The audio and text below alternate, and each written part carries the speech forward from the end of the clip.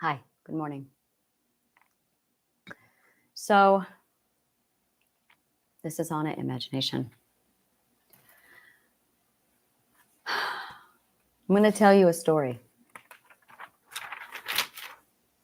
I came up with a cure to mental illness a little bit more, about 14 months ago. And I've had my work checked by really fucking amazing people who have come back and said, you have the cure to mental illness. But you can't have it. The people who are in a position to get it to you don't want it.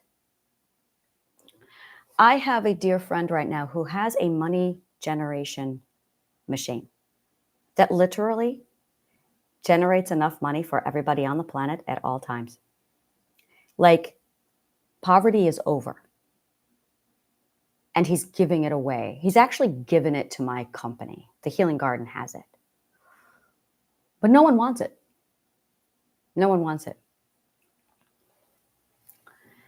And he and I have sat down and we've talked about what the problem is.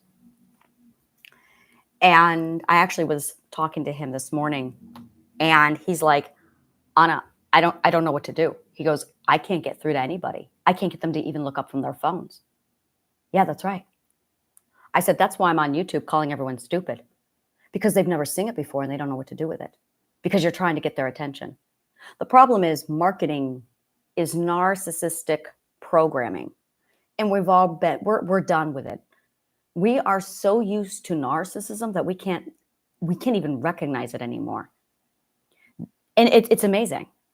It's amazing. There's only one thing that everybody responds to now: abuse.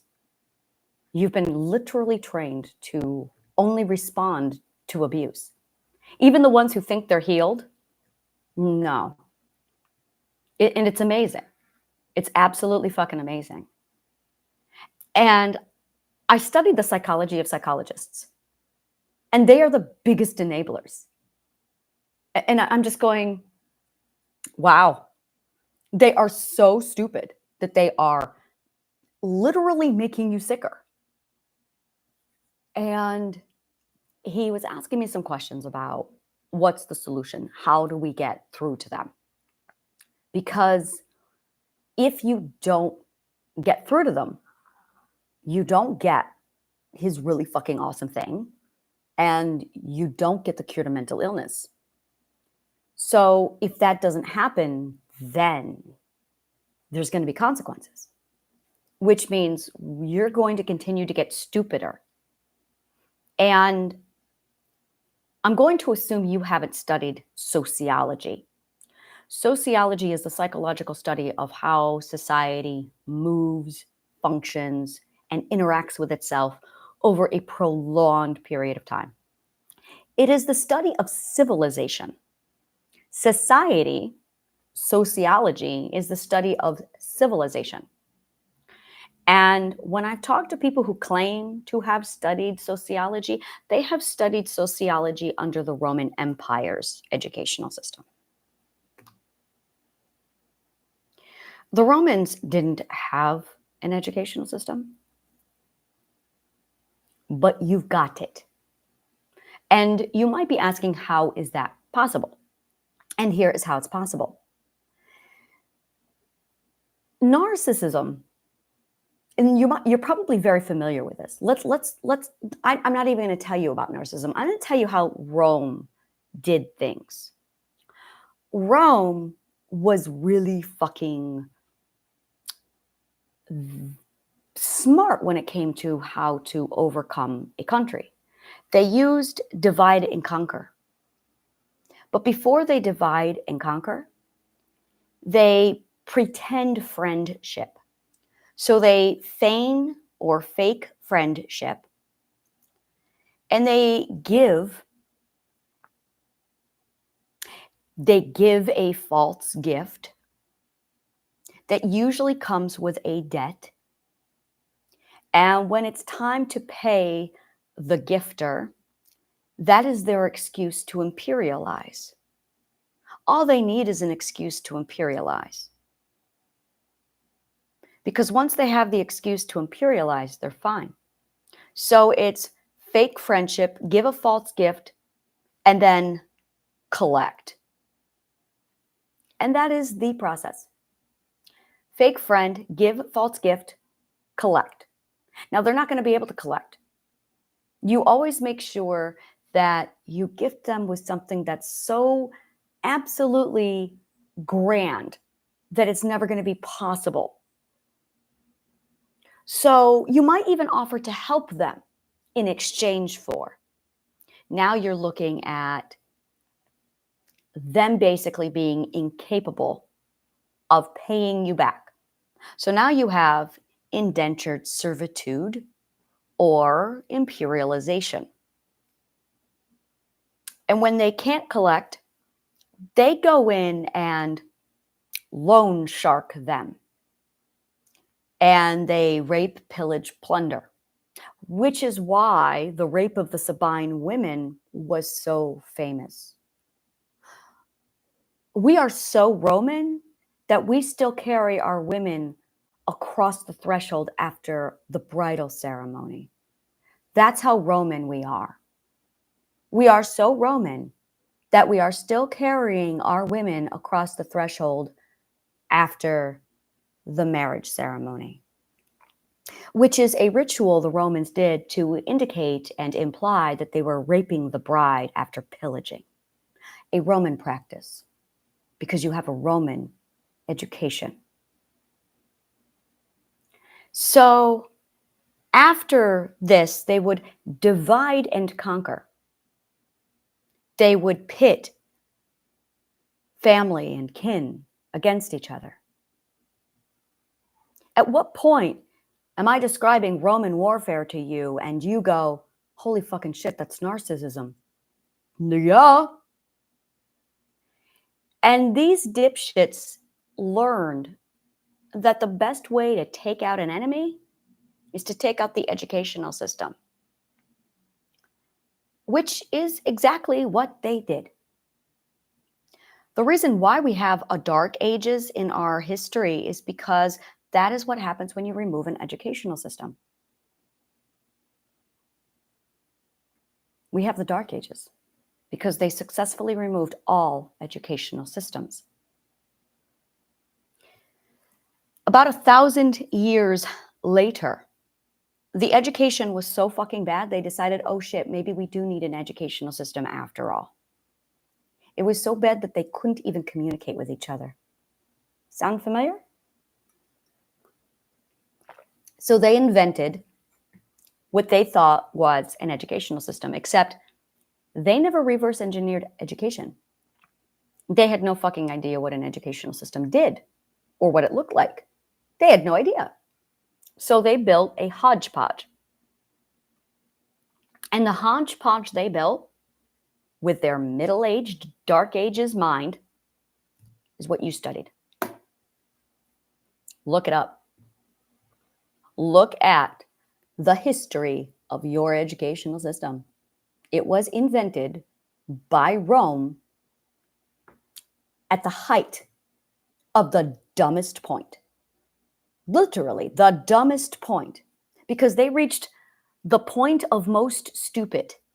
That's it. The point of most stupid. And they went, wow, we're really stupid. We probably should have an educational system. Because they had reached the point of most stupid.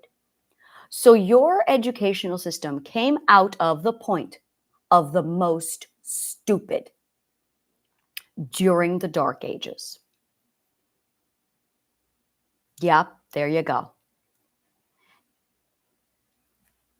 So an educator is somebody who is actually educated in Roman narcissism and who has the most narcissist training at the point of most stupid.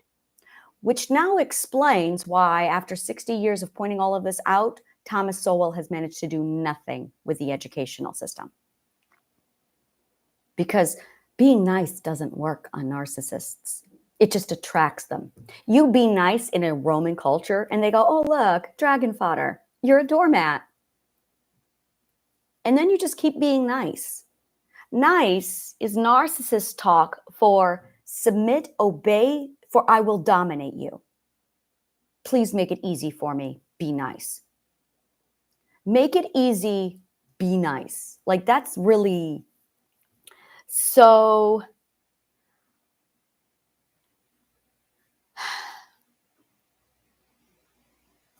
Yeah.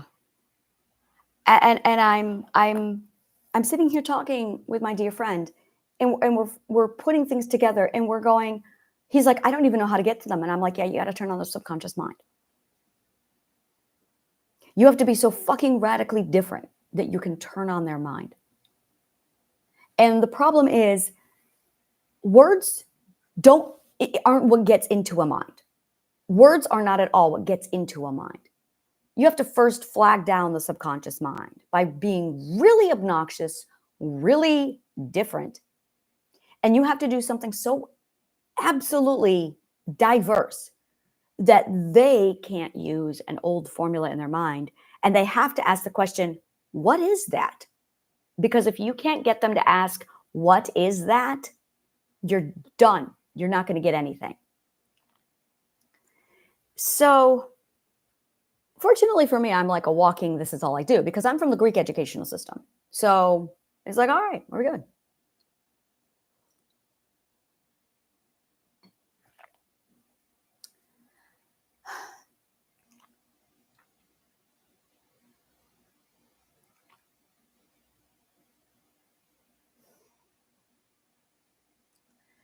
The problem is, I've been able to categorize and identify a few different groups of people. And the healed group is what the Roman Empire would call healed, which is you've holed yourself up in a bunker. You've isolated yourself from any problem, and you're hiding in a cave. You're a hermit. You're a societal hermit. I have met many societal hermits, and the societal hermits have found a pocket of delusion that they can live in, but they're not growing. And because they're not growing, they think they're healed. They don't even know what healed feels like. They don't even know what learning feels like. They don't even know that learning and healed are the same thing. And when I talk to people and they're like, they rarely, if ever, feel the feeling of an epiphany. Oh, you're so good. You're done. Learning it feels a certain way. And the thing is, learning is at a point where I feel like I'm talking to a bunch of Romans who just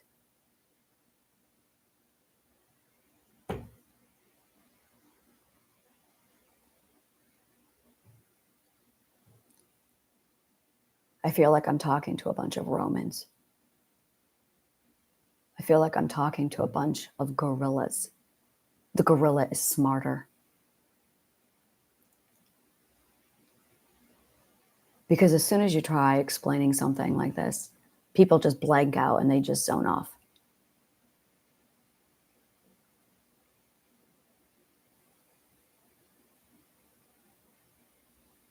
You need to get scared. You need to realize how stupid everything is to the point of fear. And you need to be so scared that you can't stop learning. You need to become so scared that you eat, breathe, live, drink education. Greek education. But you're not. You're watching YouTube. So I'm going. When I started off with everything that I was doing, I wasn't here to fix the system or save it. It will fall. It already is. The evidence is everywhere. And I know what happens to a society after it falls. Cannibalism happens. You should be scared. Did you know that in the UK it's now illegal to grow your own food? Why do you think that is? You should be scared, but you're too stupid to be scared. That's how stupid you are. You should be so scared that you are begging me for the ancient Greek educational system. But you're not, because you're that stupid. And when I do get the attention of somebody, they spend more time arguing with me like a bunch of Romans. And I don't have 30 years. You don't have 30 years to sit down and collect all of the data that I've got in my brain. So fortunately, I studied with the ancient Greeks, and I know how to create Plato's point. So I invented Plato's point, and I put everything in Plato's point. So it's done. You don't even have to study for more than maybe 3 months. It's literally just 3 months of hard fucking core education, and you'll be fine. But you really should be fucking scared. So I'm watching the Titanic sink, and you all are having a party. And I'm going, okay, all right, okay. I suddenly relate to the person who comes in screaming at everybody, and everyone ignores and laughs. This was in something. Oh yes, it was Noah. I remember now. And he tried to warn them, and they just laughed. I remember this. I remember this now. Okay.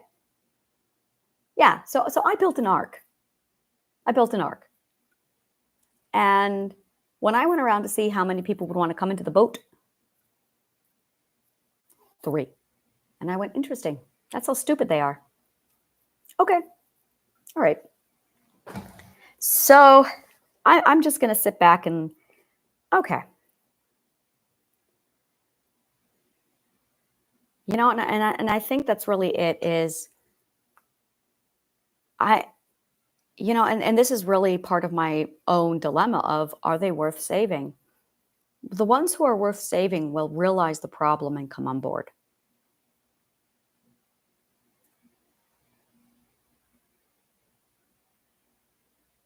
So I'm just going to talk real calm to you.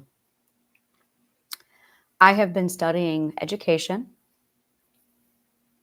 learning, the Roman Empire, psychology, ethics,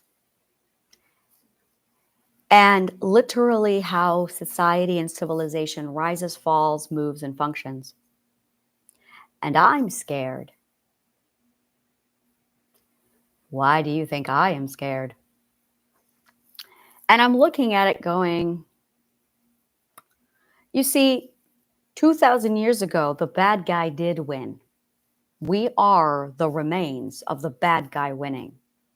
So in this case, the bad guy is not going to win. This is what happens after the bad guy wins. So there's the bad guy wins.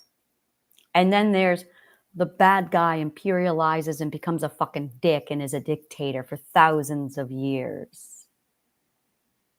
And you've got the worst case of Stockholm syndrome. No, that's what I'm up against. I know how to get rid of that in myself. I know exactly how to get rid of Stockholm syndrome. I know exactly how to get rid of Stockholm syndrome. So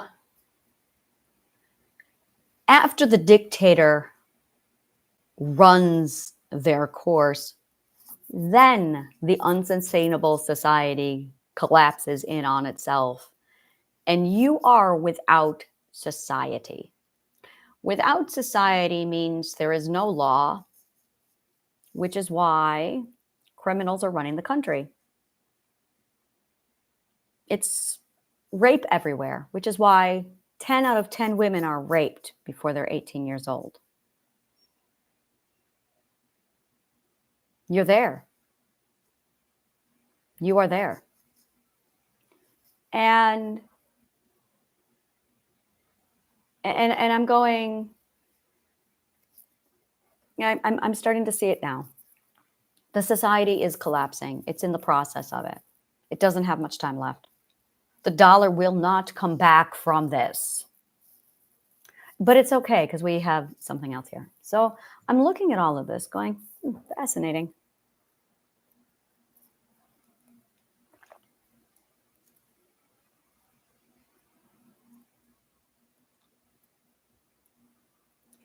Meanwhile, in my world, I'm reverse engineering magic. So it's really fucking weird how you've got your barbaric, dark-aged,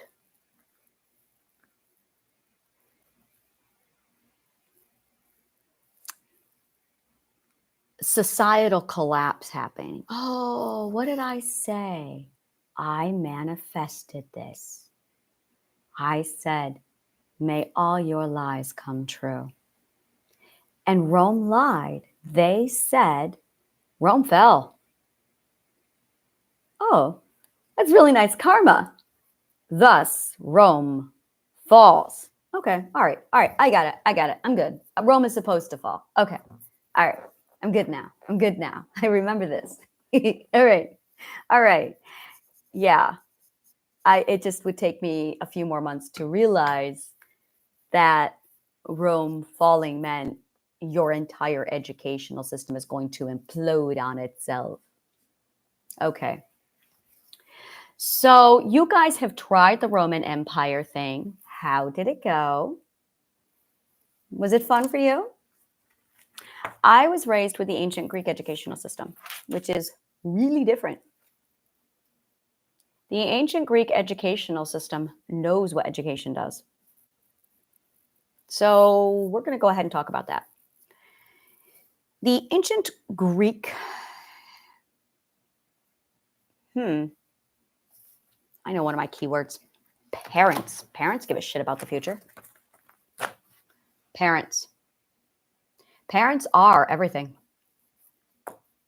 Let me take a look here. Parents are everything. Now I'm thinking about stuff. Now I have an idea. I know what to do. You see, parents give a fucking shit. Parents are probably the only people who give a fucking shit. Parents are everything. Parents are the reason. Parents are the ones who really, really fucking care. Parents. I didn't even think about you guys.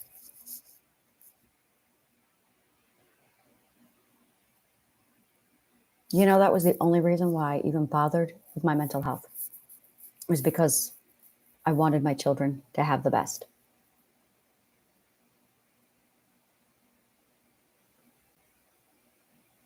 I remember this one man. It's about 2 years ago. He was crying at me. We were at work. Everyone knew my brain. Everyone knew if you have a problem, take it to Anna. So he came to me and he was sobbing. And he said, I'm a narcissist. I had no idea. He goes, and I don't know what to do. He goes, I've destroyed everything. And I just sat there going, a narcissist has remorse? I've never seen this before.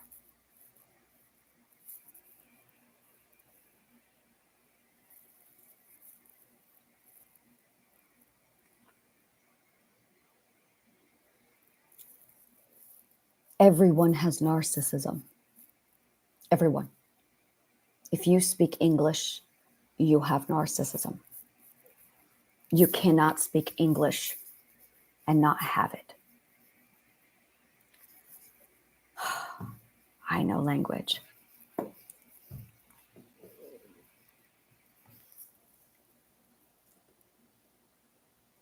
how do I even begin to unravel this nightmare of a mess for you?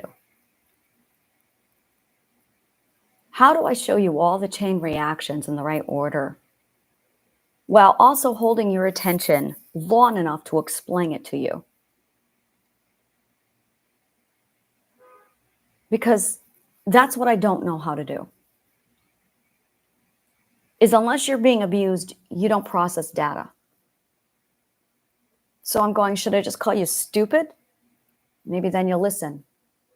The thing is, when I started calling everybody stupid a few days ago, the amount of numbers on my stats went way through the roof, which just proved my hypothesis that unless you're being called stupid, you're not processing. I have this one dipshit who left a comment, and I went, wow, people are leaving comments now. I start calling you stupid. I start abusing the fuck out of you. And you start responding. I got more views on the last 3 videos than I've gotten ever in a year. And I'm going, wow. As soon as I stopped being nice and I started treating you like shit, you responded. That's how bad it is. And I'm sitting here talking to my dear friend, and he's going, what do I do? Call him an idiot. They'll listen. They know how to respond if you abuse them.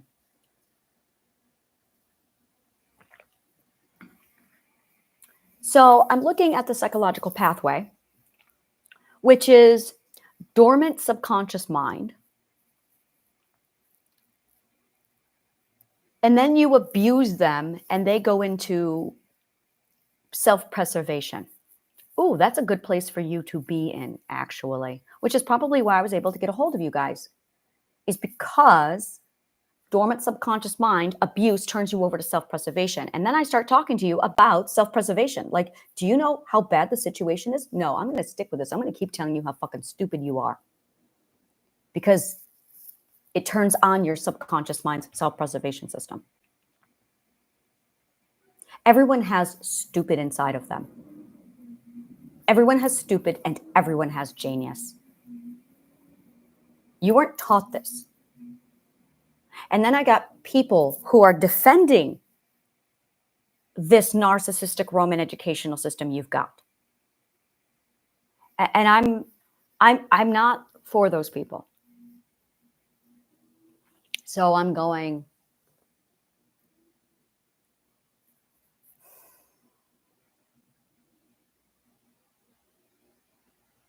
parents are literally you're the only ones who give a fuck. You are the only ones with an invested interest. Parents.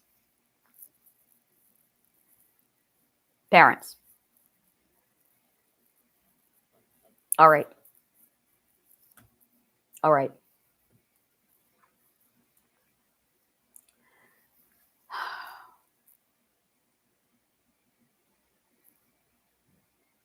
An educational system is a civilization in a little seed. I mean this quite literally. An educational system is the entirety of a civilization. Civilization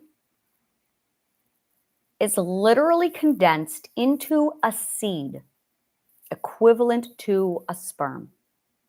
Just like a sperm contains all of a person's DNA, civilization is contained in an educational system. An educational system is literally equivalent to sperm. Your child is the egg. This fertilization process was known to the ancient Greeks. Oh, we mastered it. That's all we did. We were the fucking masters of the educational system. How it functioned, what it was, how it could be built, structured, pulled apart, made new, changed. We mastered it. And of all the educational systems out there, there was nothing better than the ancient Greek educational system. They produced Vitruvius, Euclid, Pythagoras, Plato, Aristotle, Christ. They were so fucking good that the Greek educational system was adopted by the Egyptians. The ancient Greek educational system was so fucking good that the Romans would send their people there. Like Alexander the Great, who then, well, I know he was Greek, but he then turned around and decided to, I don't want to talk about him right now. He's a fucking piece of shit asshole. Alexander the Great was a Roman who helped them secure Rome. He was the asshole who took flying lessons and then never bothered learning how to land the plane. That's Alexander the Great. He was a fucking terrorist. He was a fucking piece of shit terrorist. So when you want to take out a civilization, you don't destroy the artwork. You don't destroy the people. You destroy the educational system. If you want to build a society, you build an educational system. The Constitution does not run this country. The educational system does. The most powerful thing in this entire country is the educational system. The problem is, if you have an educational system that's built by a bunch of narcissists, your educational system is going to be narcissist school. Look around, do the math. So you send your child to school and you are sending them to narcissist school. And the US government made sure that it's illegal to not have your children attend. I had to fight that fight. Good luck. There are places in the world where it's illegal to homeschool. That is probably a move you can expect from them. So this is what I did. Because I had to learn how to go to their fucking piece of shit school while also studying with the ancient Greeks. Here's how I did it. I did absolutely the bare minimum amount of work. And I purposely chose the lowest standard of class so I could give them the least amount of my time. And then I supplemented elsewhere. And I did. I supplemented everything elsewhere. The supplement that I got is on my website.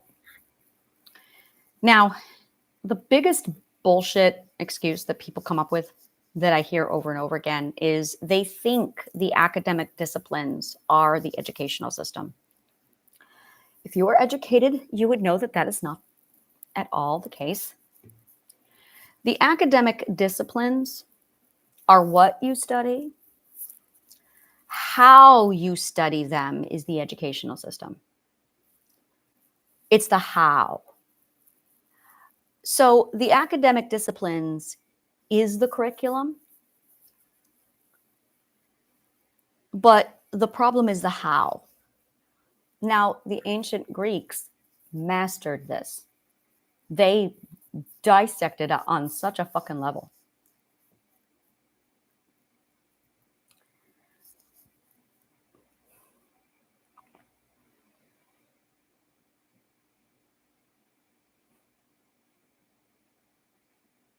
And I keep fluxing where I just drop and I go, you don't give a shit. You don't give a shit. That's how long I've been fighting this fight. You don't give a fuck. Romans don't give a fuck about anything except who they can control.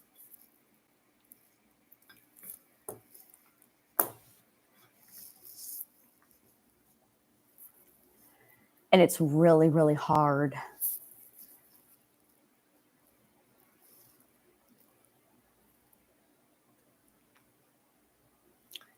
To give a shit about people who just are too stupid to even be scared.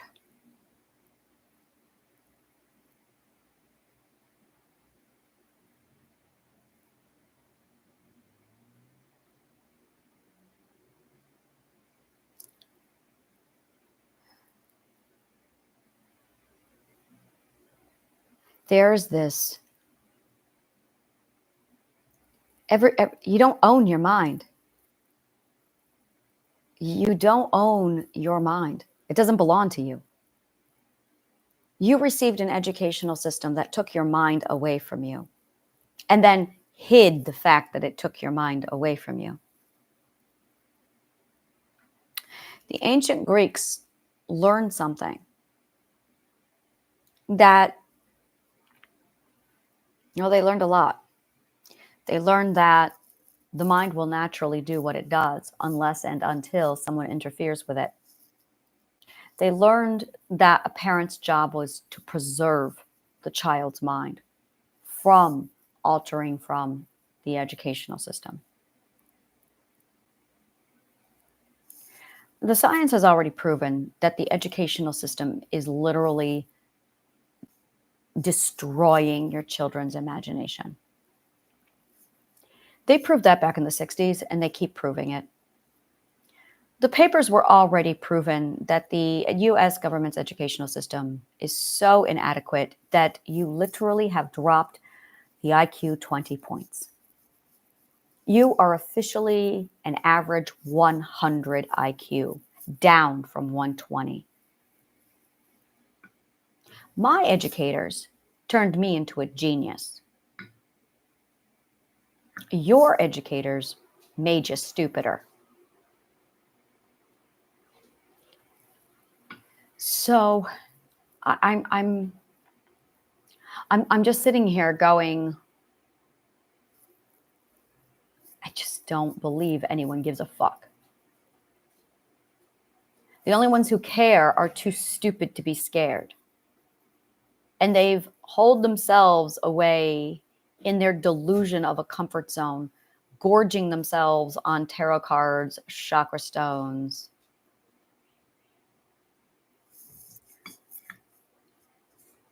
While they do abso-fucking-lutely nothing.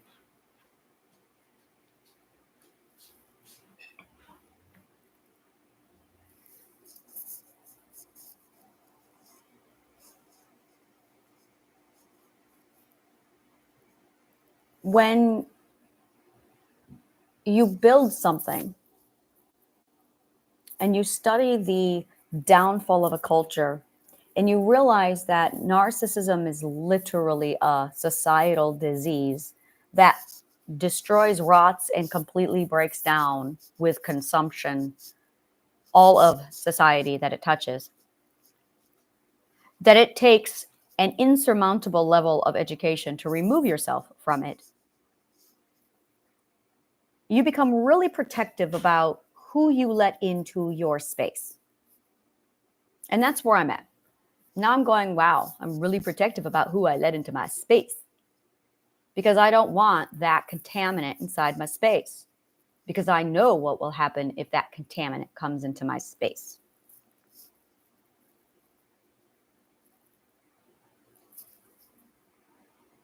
And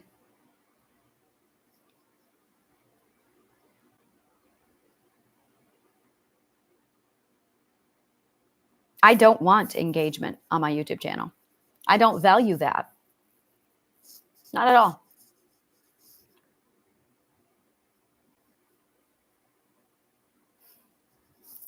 I care more about you than you care about you at this point.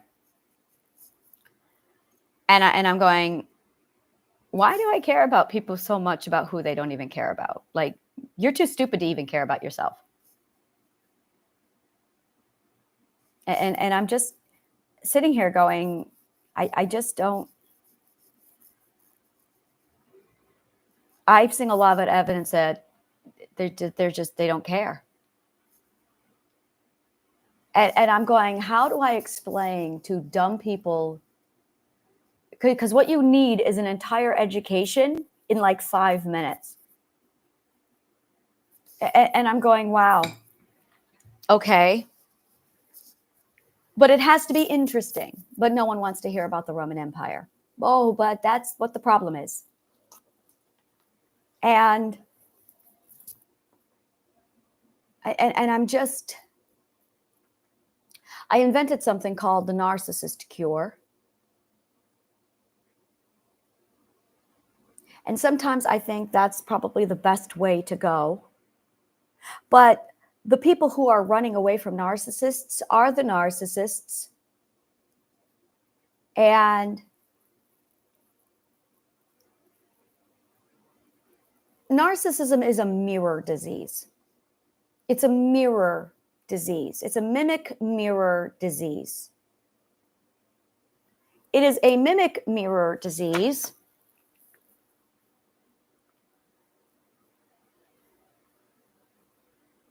where you lose perspective. Yep, that's a really good way of putting narcissism. It is a mimic mirror disease where you lose perspective.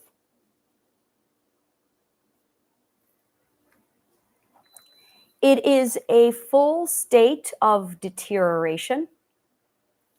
It is consumption.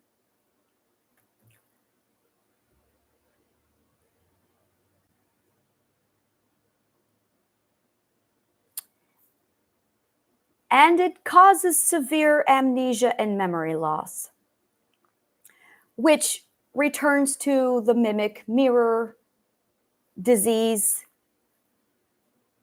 where you lose perspective. It is a societal disease. It is not in a single person, it is in persons, which is why a narcissist alone does very well, because it's a societal disease only.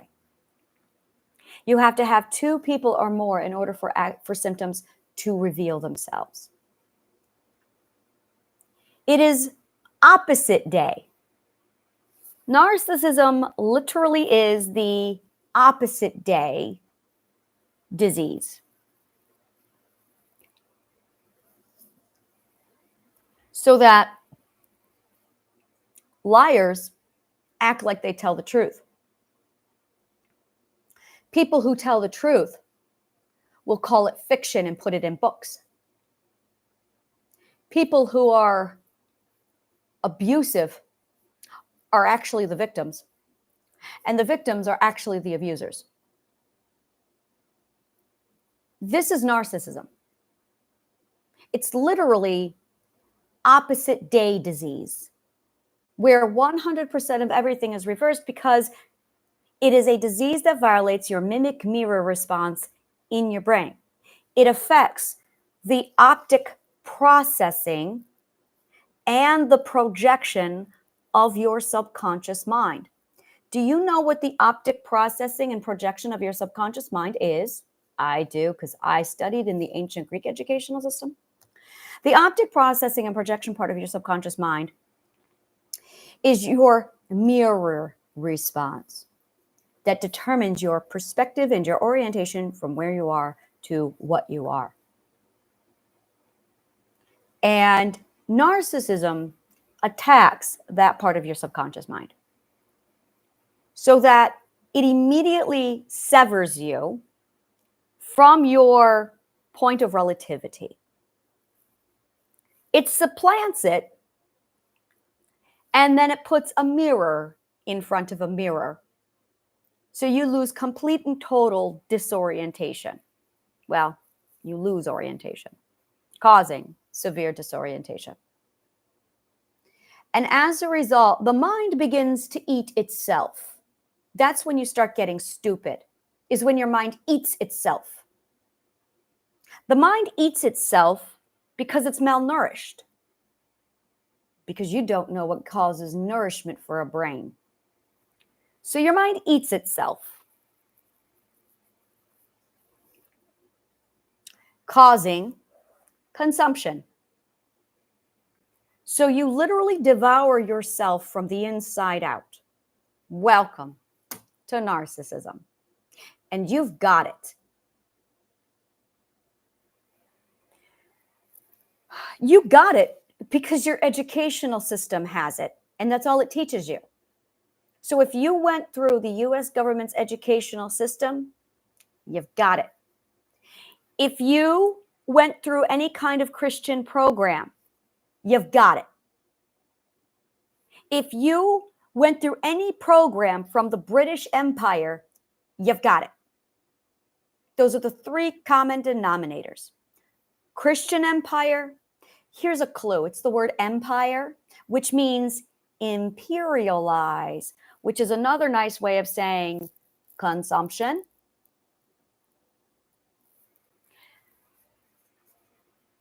So between the Holy Roman Empire, the Christian Empire, the British Empire, oh, you've got it. And the fact that your educational system was built by the Roman Empire, you've got it. So if you attended school and, or if you studied Christianity and, or if any part of your education came from the British Empire, you've got it. And all it does is eat your brain. Because that's literally what happens when your optic processing and your projection in your subconscious mind is obstructed because you have a projector in your brain. But instead of it processing projections properly, instead it's turned on itself. You have mental cancer. Do you understand that? You have mental cancer.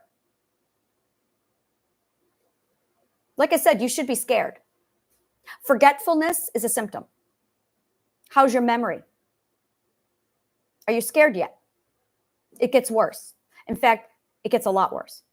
It's called logical gridlock because you become so logical or so illogical that you end up creating catch-22s because you can't even form a proper sentence. So it starts off with forgetfulness.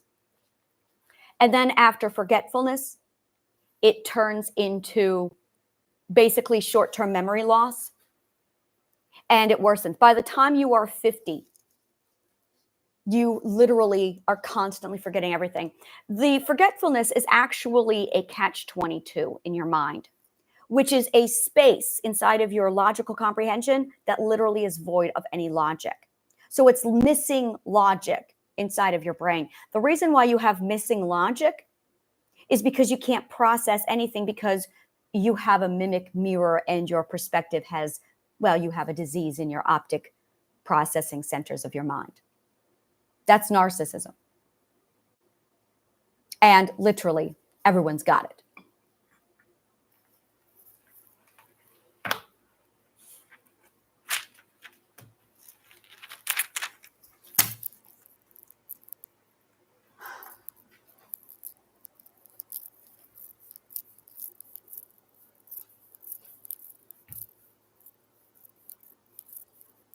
It's carried through the language. Narcissism is passed down through the language. But that's why I speak abstractic. It's because I broke the language. And I couldn't trust any of the languages that were present because they were all contaminated with narcissism. So I invented the language called abstractic just so I could speak without narcissism. And then I discovered another problem. I realized that while I was speaking abstractic, just to remove narcissism from my system, suddenly no one could understand me. So my choices were speak narcissism to you and then get it myself again, or I could speak a different language. And I went, wow, okay. So I tried to find a way to translate abstractic only to realize that's just not going to work.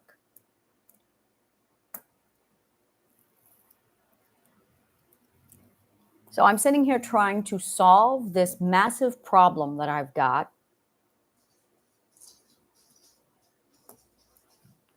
Not for my benefit, for yours. And I'm just looking at this going,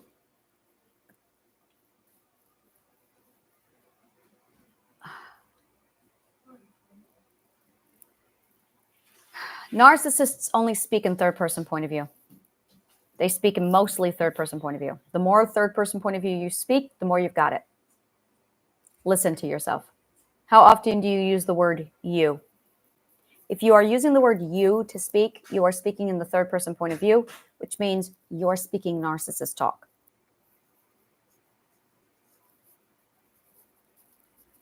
Healthy people do not speak in third-person point of view. They speak with first-person point of view. They speak with I.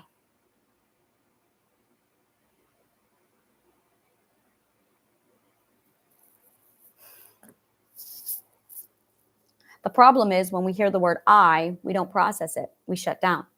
Narcissists have figured this out. So actually, they haven't figured it out. This is something where we give them way too much credit. They didn't figure it out. They're too stupid to figure it out.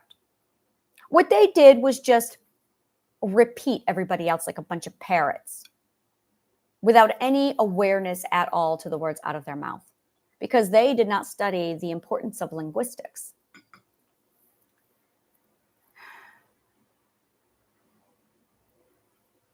So I'm just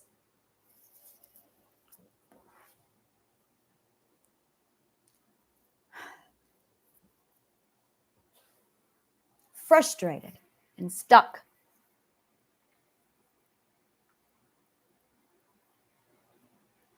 Discouraged and disheartened, frustrated.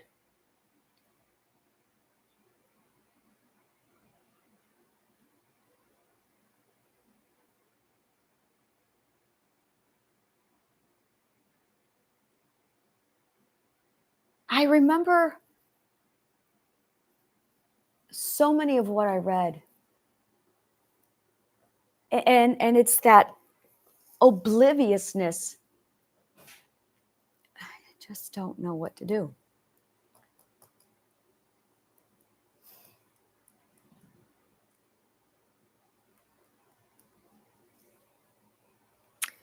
I got some people telling me, inspire. That's not my job. You need to be inspiring yourself. No one inspires me. Love inspires me. That's what inspires me.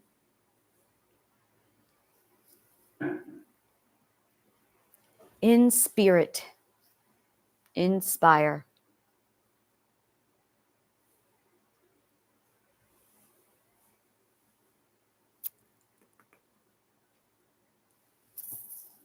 I'm just stuck on this problem that I've got, and I just cannot figure out a way out of it.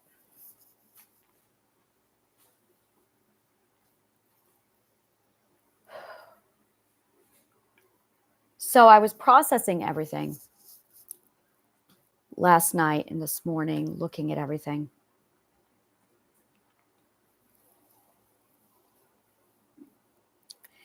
And I remember I was talking about this or thinking about this earlier. Meek, humble learning is the only thing that cured my mental illness. And meek, humble learning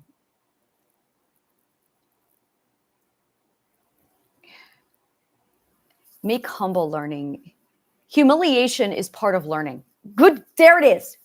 Humiliation is part of learning. Every fucking Greek educator knew this. Every fucking one of them.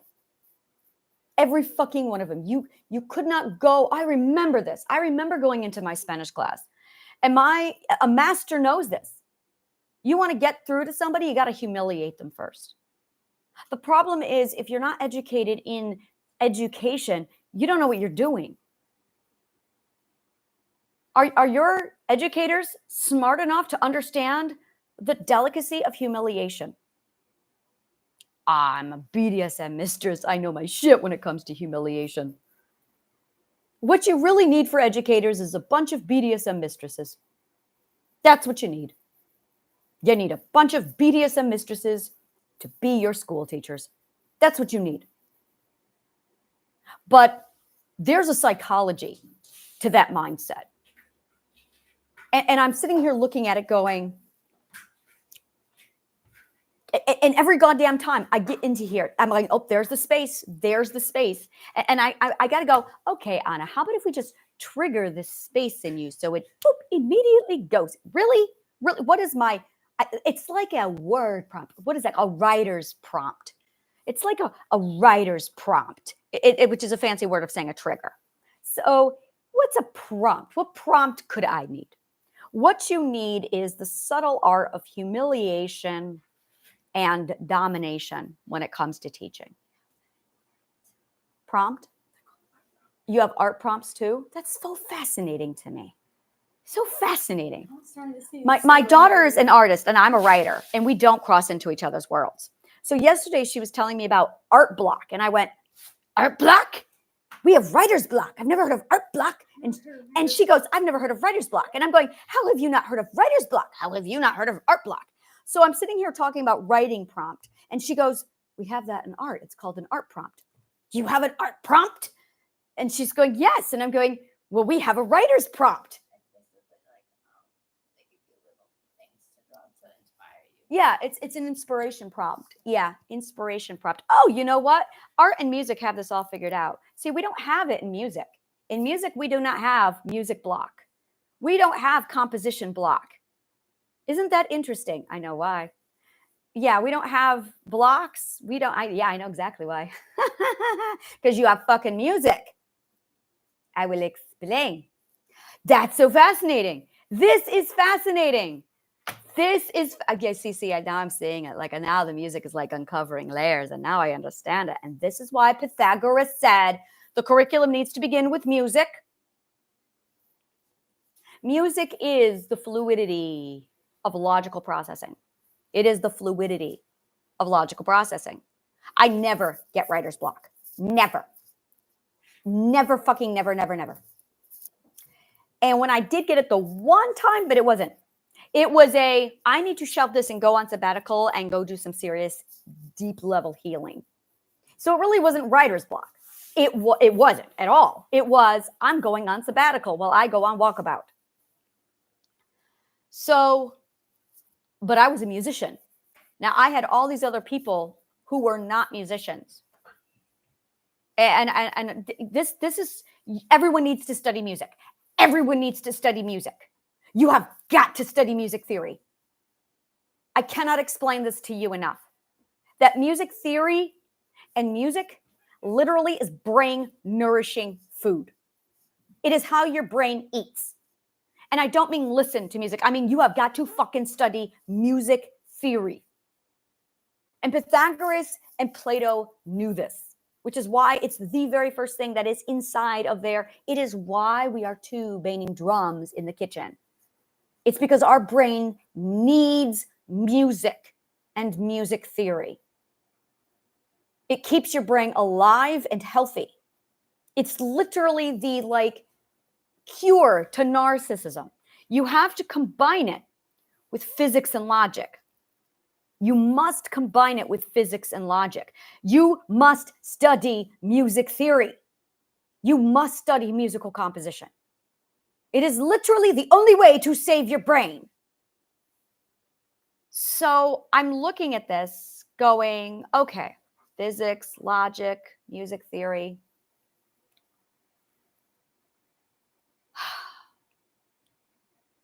All right. Why a BDSM mistress is the best idea for a school teacher. And I will tell you why. Because when you teach, you are already stepping into a domination point of view. The difference is you are either doing it with consent or without. That is not in debate. That is, you cannot stand in front of a classroom and condescend until and unless you are dominating them. It is an actual act of domination. Now, either you are doing it with consent or you aren't. All teachers are doing it without consent. If your child does not want to attend school, they are not doing it with consent. So now you have a BDSM mistress dominating your child at school without their consent. I assure you that's going to traumatize your child, which is probably why a few years later, your child said, I don't want to go to school. I don't want to go to school, because they're being dominated by a non-consensual BDSM mistress who is too stupid to know that what they're doing is actually practicing BDSM. That's what I'm trying to tell you guys. This is where my brain is screaming going, oh my God, you are so stupid that you don't even know that school teachers are BDSM dominators. You don't even know it. Because you dumb fucks think that BDSM is about sex. No, it's not, you stupid fucks. You watch that 50 Shades of Grey shit. You don't have a fucking clue what BDSM is. Bondage. domination, submission, masochism. Masochism is the art of suffering.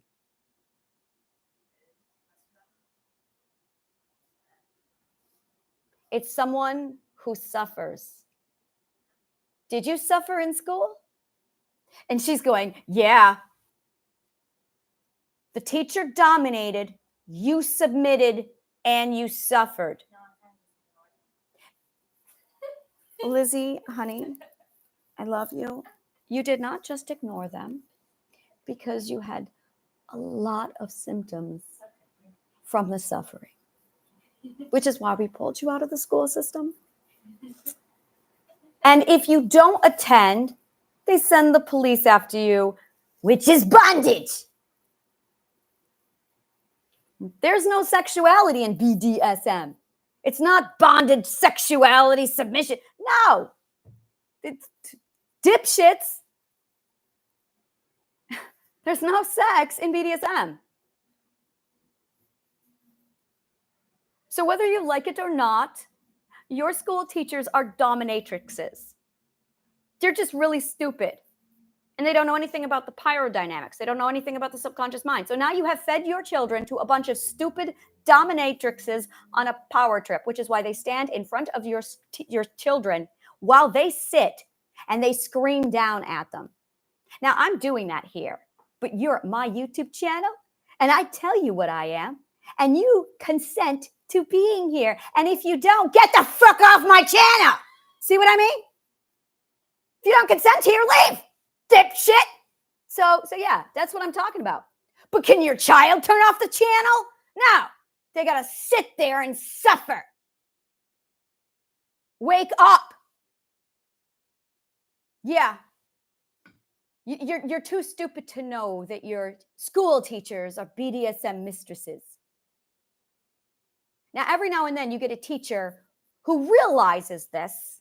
You actually get to see this in Anne with an E, where the school teacher comes in and the first thing she does is remove she makes everyone sit in a circle and she sits with them. Why do you think she did that? It's the same reason why Plato taught the way he did in an amphitheater. You see, in the ancient Greek educational schools, they didn't stand in front of a classroom and talk down to students. They stood in an amphitheater at the center and looked up at the students. Why do you think they did that? Because they knew that it was BDSM. That's why. They knew what they were doing. I knew what I was doing, which is why I'm going, I fucking hate teaching. I fucking hate it. Because it's BDSM mistressing with domination, submission, and masochism without your consent or even knowledge. Oh, but your children can feel it. It happens around the 2nd grade. That's when teachers start standing in front of the classrooms like a bunch of dominatrixes. And then they got their high fucking heeled clickety clacks slapping around the school with their power. Fucking you stupid shits. They did, didn't they? She's going, oh my God, they did. Yep, and the keys. Oh, come on. You got to learn about domination, people. Those are my props. They're walkie-talkies. We got another one out of the dungeon. I remember this in Hocus Pocus, when they go into the school, it's a torture chamber. It's a prisoner for kids. Bondage. Do the fucking math. Your schools are literally BDSM mistressing dungeons without consent, which is why we have a rape culture. That's how stupid you are, because you were raised in that school system. And I'm sitting here looking at it going, wow. You have no fucking idea what BDSM is. Your children are raised in it. Your children aren't supposed to be raised in it without their knowledge and consent, which is why we have SSC and RAC. Safe, sane consent. It is the rules of BDSM that you do not participate without it being safe, without it being sane, and without it being consensual. Yeah, no, I didn't feel anything. She's like, I didn't feel safe at all. Now, sane started to become a problem. They started to realize that sanity was an issue because they couldn't tell if someone was sane. So they changed it to RAC, which is risk aware consensual kink. Become aware of the risk. And it was amazing how much narcissism crept into BDSM after a few years. I was there for that transition. And I went, well, it happened because of 50 Shades. 50 Shades ended up attracting more narcissists to BDSM, and it stopped being a fun playground and it turned into a fucking nightmare. It turned into our society. And 50 Shades is easily the biggest abomination. It's and it's so funny because everyone who was in the BDSM community, oh, we got pissed. We got so fucking pissed. We're like, wow, that's not BDSM, you dipshits. That's an outsider's stupid point of view of what they think it is. So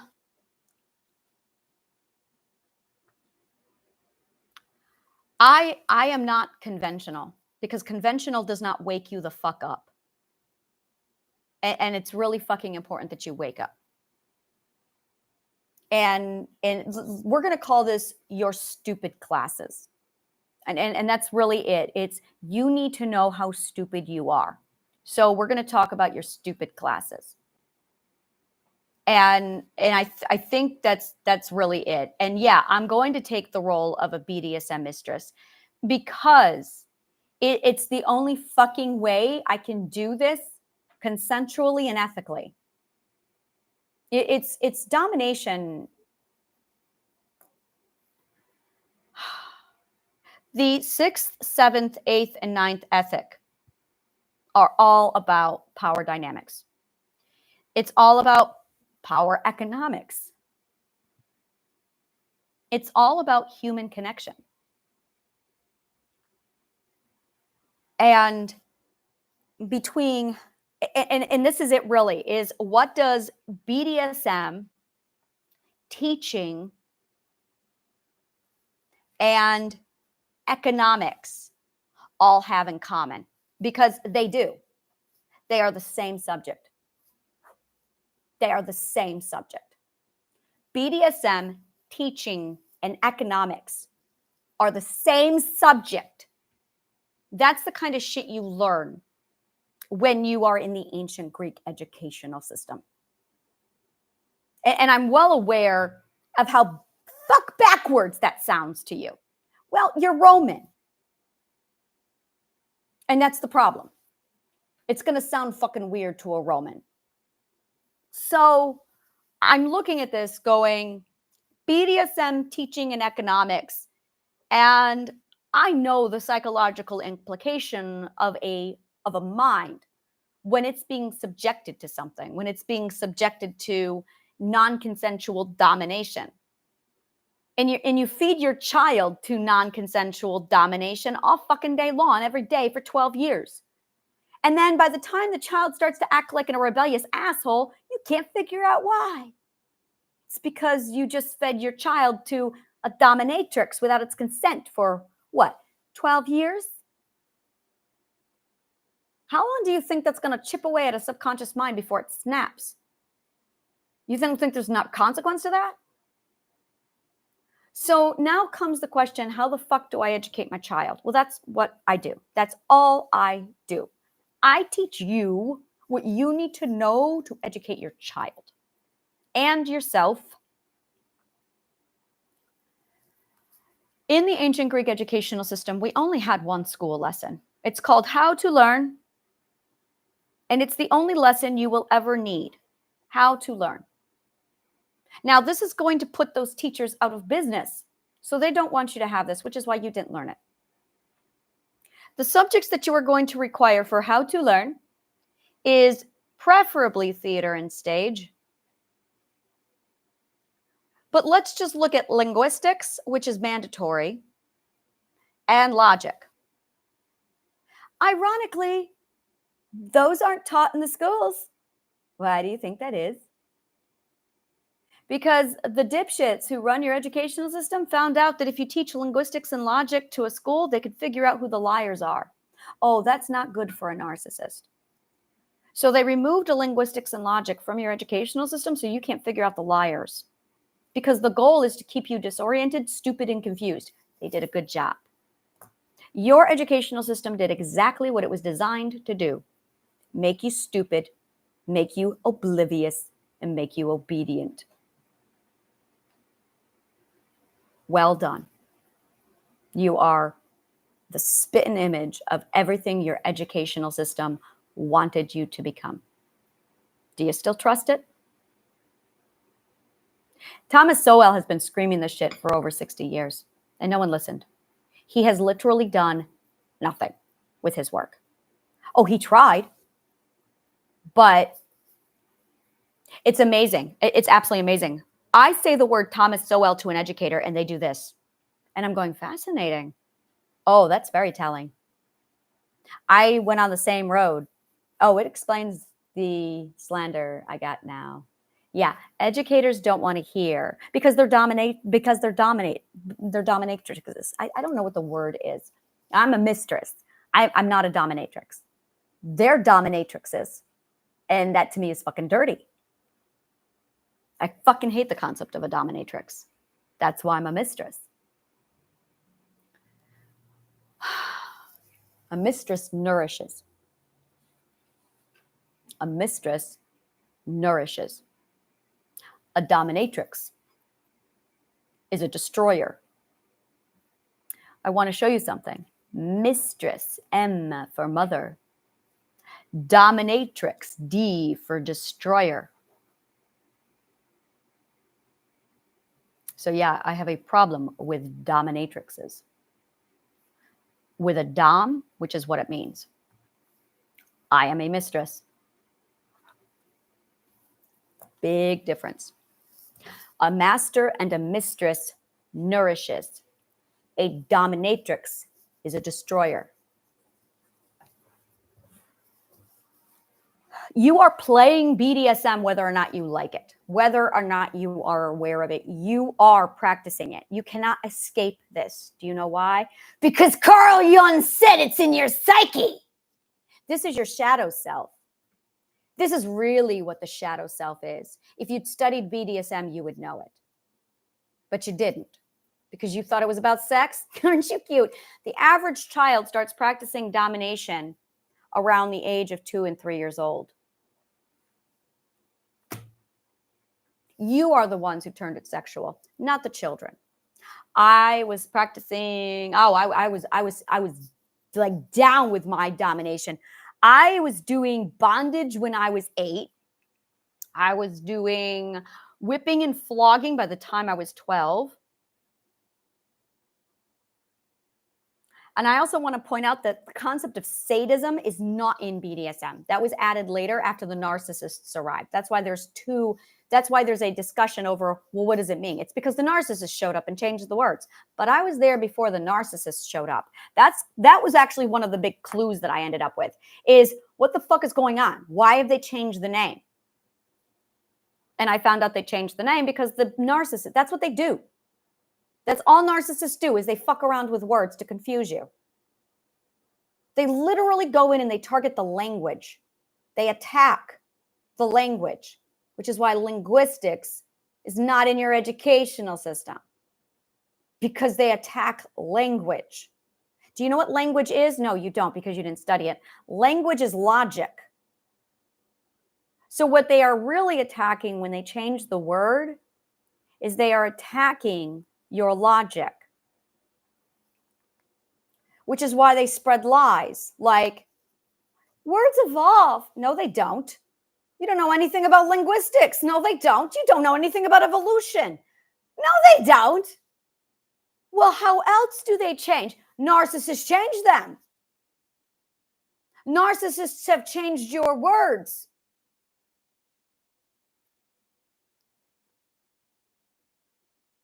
They don't change. Rhombus has been the word rhombus for 3,000 years and has never changed. If words changed, then rhombus would not still be around. We would be calling it something completely different. And we would forever be referring to it something different, but we don't. We call it rhombus, complements of Euclid, which hasn't changed in 3,000 years. Why do you think we are still calling a rhombus a rhombus? I will tell you why. Because words don't change. Narcissists lied and told you that words evolve. No, they don't. That is a narcissist lie. Narcissists change the words because they attack language. So rule number one, we're going to do this. I'm going to do like the rules of the narcissist. Yes. So, go ahead. There's no reason for the narcissist to change the word rhombus because See people that? never use the word rhombus. Say it louder. Yeah. She did the math. She goes, wait a minute. Narcissists had no reason to change the word rhombus. So they didn't change the word rhombus. Yep. So my daughter studied with the ancient Greek educational system. That's the difference. That's the ancient Greek educational system and operating. That's what it looks like. She was able to make the logical deduction all on her own. Well, wait a minute. And it's funny because I was thinking it, but I'm like, I'm not going to tell them that. They don't give a shit. But my daughter came in and she's like, wait a minute. And I'm like, there you go. Ancient Greek educational system. That's what it looks like. Yes, that is exactly why it hasn't changed. If there's no need for them to change the word, then they leave it alone. Because rhombus doesn't bother them. Oh, this is my favorite word. Home. Home. This is a beautiful word. Home. They haven't touched it. It's one of the few words that's untainted. Guess why? You'll never guess why. I love this one. Because it's not an emotion. What is a feeling? Home is not a feeling. But I get feelings when You get feelings, yes, but narcissists don't. So they didn't think to touch it. Home is a place in their brains. So they never, you guys don't know yet. I'm so excited about this. She brought up a really good point, and I'm like, oh yeah, this is amazing. The only words that got changed were the feeling or the what words. Never the where word, the where words. The where words never changed. Only the feelings and the emotion words changed. That's how I figured out that words don't evolve. Because I'm going, wait a minute, if all words evolve, then why aren't words evolving? But they're not evolving. And I noticed the ones that are evolving are the emotion words, the feeling words, like truth. Truth got changed. I wrote down all the words that changed. And I went, truth, belief, that one got changed.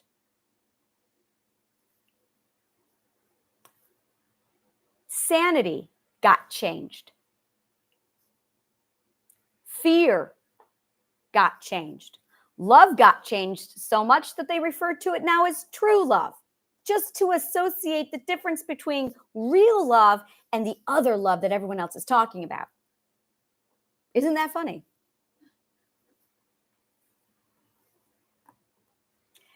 I started to write down all the words that changed and the ones that didn't.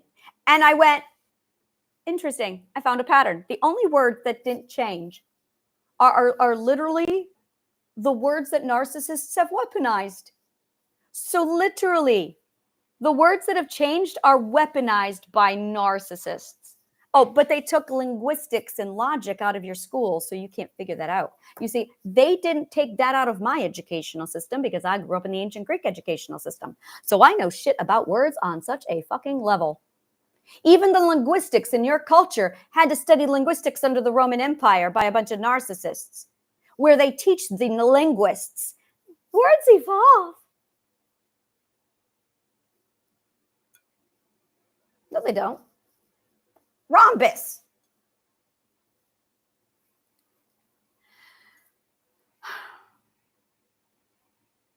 Don't even trust the words out of your mouth. Now, here's the problem. You go to look up some of these words online, and you're not going to be able to find the truth. Because Roman narcissists have altered the internet. So now you can't trust the internet. This is probably news to you. You'd be amazed how many people trust the internet. That's why they run to it for information every time they have a question. because they don't know how to use logic to get information properly. So I found a logical fallacy on the internet yesterday, a big one. Google the word belief. Now you're immediately going to see that the word came from the Proto-Indo-European language, except there is no Proto-Indo-European language. There are the Proto-Indo-European languages, but there is not a or the Proto-Indo-European language. All European languages are Proto-Indo-European languages. So to say that the word belief came from the Proto-Indo-European language, I'm going, what the fuck is that shit? You see, I studied Proto-Indo-European languages because I'm a linguist. So I know that was bullshit.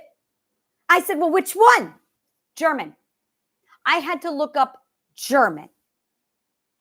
The word belief is Germanic, dipshits. It's not Latin and it's not Greek. But you wouldn't know that. You would think that the word is Latin or Greek. Well, specifically Roman. So a Roman definition has been given to the word belief, except the word lief, L-I-E-F, is lieb, which is German for love. That's how stupid you guys now are. That the internet can't even process that Proto-Indo-European language isn't a language.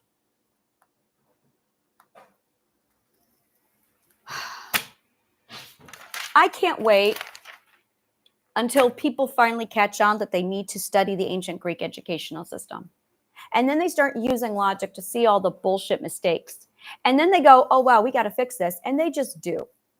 And that becomes their job. You want to know what the future is going to look like? I will tell you what the future is going to look like because I'm looking at it. The future is going to consist of people who are literally fixers, fixer-uppers. These are the people who literally just go through and fix all the bullshit. And that's all they do. They fix the bullshit. They are the ones who get the ancient Greek educational system. Something is forming in my brain. And I'm going, wow, the ancient Greek educational system. After that, they're going to use logic to correct all the bullshit. They're the ones who are going to fix the internet of all the inaccuracies. They're the ones who are going to literally reverse global warming. They are the ones who are going to clean up all of the garbage in the Bronx. They are the ones who are going to get rid of homelessness for good. They are the fixer-uppers. They are the ones who just go through the educational system of the ancient Greeks. They get the logic, and then they use logic to fix all of your dumb asses. And those are the people who are going to save the world.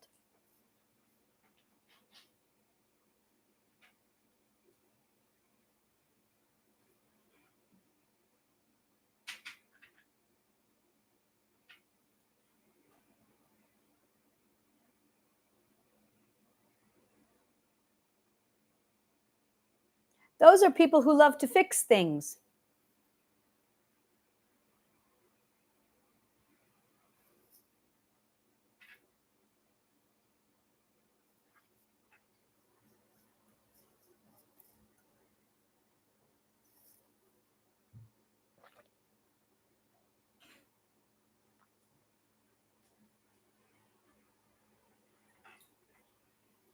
Do you like to fix things? Do you like to fix things? There's a lot of people in the world who love to fix things. It's a great feeling and a deep satisfaction, isn't it? To fix things. I agree. I love fixing things. Do you want to know why? It's your logical code setting everything logical. Every one of us has it because we're logic. We are pure logic.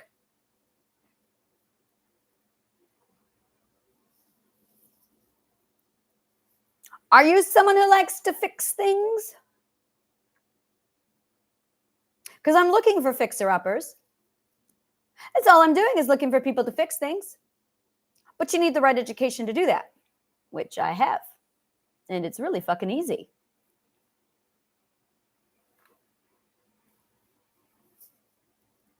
Everyone loves to fix things. It's what the word relief means. Relief. Like belief.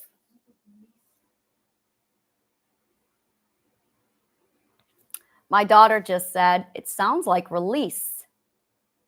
Yes. Yes. Believe is to be in love. Leaf, louvre.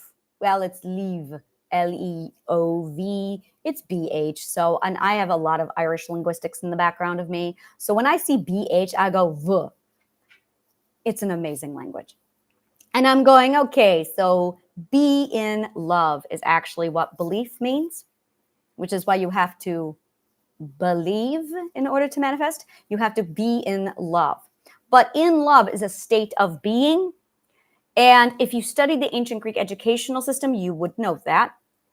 Romans don't know anything about love, which should tip you off to the word romantic, which is just a toxic, hot cesspool of narcissism. Romance is narcissism. So, state of being is belief. Relief is when you revisit love, and then you get a release, which is you letting go all the toxicity. So do you like to fix things? Because I'm looking for people to fix shit. There. That's really what I'm trying to do. Because I'm not going to be fixing everything. I don't give a fuck about fixing shit. I have fixed me. I have fixed the educational system. I fixed psychology. I discovered 7 new academic disciplines. And I am literally in the process of reverse engineering arcana. So fuck everything else. I'm going to go play with arcana now. So I'm not going to fix your shitty problem because that's your problem. You broke it. You go fix it. I'm not here to clean up after you. Yeah, there you go. There it is. I'm not. You broke it. You go fix it. So if you want to be somebody who fixes shit, you're going to need the ancient Greek educational system. You are only ever going to need the ancient Greek educational system. There is no ifs, ands, or buts. There's no way around this because 100% of everything that's out there is saturated in Roman shit. How's that working for you? You want to take down that Roman garbage that is everything? You are going to need the ancient Greeks to do it. I'm going to tell you right now, it took the Romans 600 years, 800 years to take down the ancient Greek educational system. It took them 800 years to do it. That's how fucking strong it is. And they still couldn't get rid of it. So, which is why they targeted the ancient Greek educational system, because somebody went to a philosopher way back when and said, tell me how the Roman Empire ends. And my name may have been mentioned. So,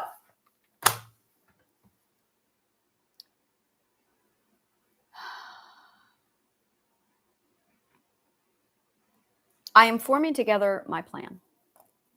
I am forming together my plan.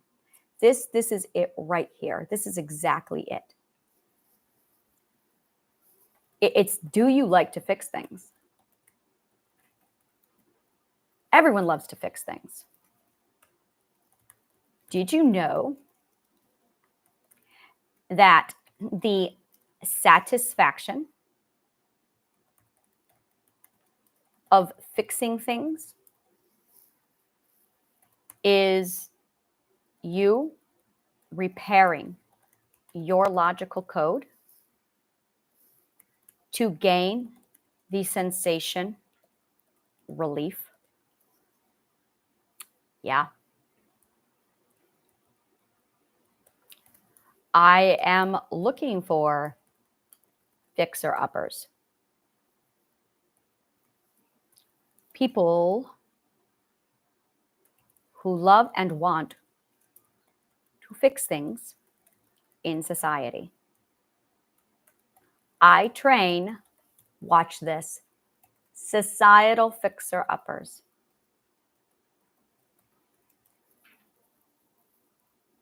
Every company is going to require a fixer-upper. Wikipedia is going to need a fixer-upper. Google is going to need a fixer-upper. There is not a company on this planet that is not going to need a fixer-upper, because all of you've got it. So you're going to need somebody who literally goes in and just fixes shit, because there's that many logical fallacies all over the fuck place. And you all just need to get put to work of, you need to become a fixer-upper. This is actually going to become a job title. This is a job title. I like to call them cultivators, but we'll call them fixer-uppers. And that's literally what you need. You need a fixer-upper. You need somebody who just goes in and fixes shit. And the problem is you have a severe contamination of the Roman Empire in your system. I can see me now going in. I'm wearing my plumber's clothes. I'm going to wear plumber's clothes. I'm just going, oh, I see what the problem is. You got a bad case of the Roman Empire. That's your problem. Looks like you were educated by the Roman educational system. Yeah, you reek of it. You've got narcissism all over the place. You've got consumption. You've got logical gridlock. Everything's in shutdown, and it's just completely deteriorating.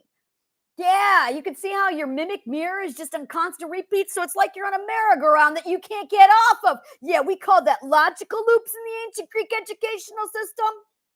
Yeah, you guys are fucked. I can give you an estimate and a quote, and if you want, maybe I can take that fucking tree out of your radiator. I love my tree radiator analogy. That's just not going to go away anytime soon. Some people get branches in their radiators. You got a fucking tree in your radiator. I've never seen a radiator as bad as yours. You need a fixer-upper. So there it is. There it is. That is making me so much more happy. Yeah, you need a fixer-upper. The whole fucking planet's in need of a fixer-upper. It's beautiful, Liz. Ooh. She painted her toenails. That's it. Huh? Why do I have to tell? Because they're watching me go, ooh. And what?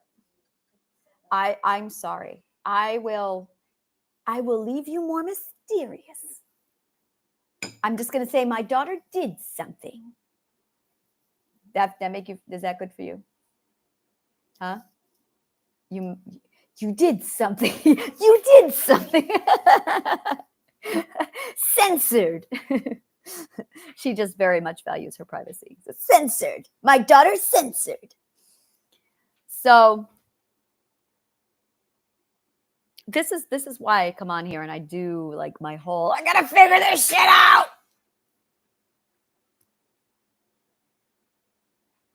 Yeah. I am looking for fixer-uppers. All right. So a fixer-upper, I'm going to do this. A fixer-upper is somebody who fixes shit. You fix shit. Now, you need to understand the parameter of your fixing shit. That's really fucking important. And this is a big problem that a lot of people do not understand. When you decide to become a fixer-upper, when you decide to fix shit, there's going to be a parameter in which you can fix shit. And this is easily one of the biggest problems that people in therapy run into. People who go to therapy want to fix themselves, but they're being exposed to the thing that broke them. So you have the interfering asshole and the person trying to do the fixing. It's like trying to fix your sink, but the dumb shit comes in and breaks it. So you fix your sink and the dumb shit comes in and breaks it. So you fix your sink. There's those people. You know who you are. It's the guy next to you. It's never you. It's always the guy next to you. So you've got those dipshits. Okay, we're going to call those the stupid cycle. That there's just no, this is the stupid cycle. The stupid cycle is when you've got a fixer-upper partnered with a destroyer. Okay, you are partnered with a Roman destroyer. Oh yeah, we're going to call them that. The Roman destroyer. So you are a fixer-upper. You're trying to do better, but you are living with a Roman destroyer. Now, here's the other part of this. Your psychologist is also a Roman destroyer. And your teachers are BDSM mistresses without consent. So those are your options. You were raised by a BDSM dominatrix. We're not going to call those mistresses. You were raised by a BDSM dom without consent. And this is funny. This is why so many people hear BDSM and they go, oh no, it's because you've been fucking traumatized by BDSM since you were a child. So, and then you've got a psychologist who's also the Roman destroyer trying to tell you why the Roman destroyer you're living with is right. So you've got your BDSM dominatrix without consent who taught you, and that attracted you a Roman destroyer. So you run to your psychologist who was educated by the BDSM dominatrix without consent. You don't stand a fucking chance. So I'm sitting here with the ancient Greek educational system, sipping my coffee going,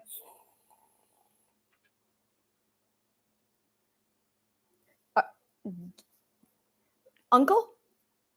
And I think that's it. I'm going to be one of those persons. Message me. Just type uncle if you want information. Just uncle. Uncle. That's going to be the word, guys. We're doing it. That's going to be the word. Had enough? Are you sick of it yet? Because I'm looking for the people who are ready to cry uncle. That's how you know you're submissive. That's it right there. When you cry uncle, you've had enough. So I'm looking for the people who can actually say uncle. What the fuck does that mean anyway? Why did we start that? What the fuck? Why say uncle? Why do we say, oh no, I'm doing this, uncle? Now, what the fuck just happened? Oh, tech shit happened. Shit, by the way, fun fact, I like how I say that because it is a fact. It is a fucking fact that magic is incompatible with technology. So the more magical we get, the less the technology is going to work. So that eventually it might get to a point where the sci-fi people are incompatible with the fantasy people. Or the fantasy people need to learn how to control their magic so it doesn't keep fucking with the tech. But then why would I need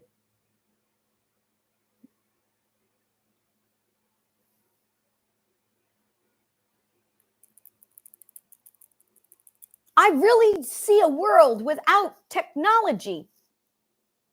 Look at the cat. Holy shit. So the cat, first of all, he's a long-haired black cat, and he's stretching out on his back. But he's doing this whole pretzel roll twist thing. So it looks like someone took him and turned him into a churros. So he's like a long braid with a churros twist with fuzz. So he's a fuzzy churros. And his arms are like all the way out, like, oh, it's beautiful. I love this cat. All right. So why do we say uncle? Why do we say uncle for submission? Oh,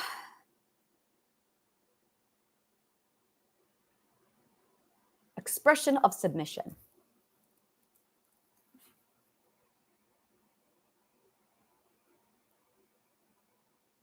From the 1900s, cry uncle when you've had enough.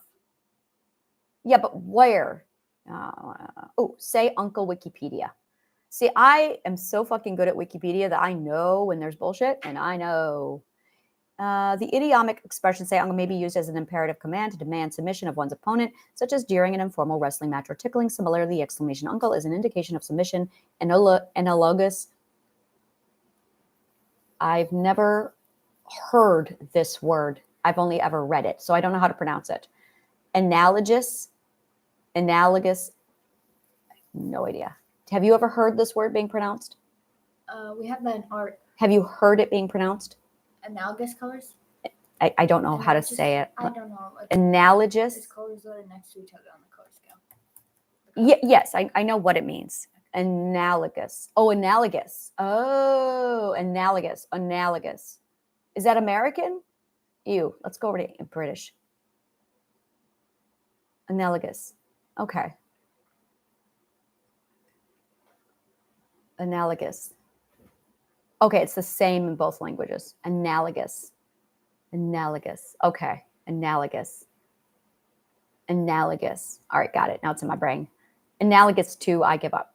Or it may be a cry for mercy. Yeah, but why? Origin. Due to heavy Irish.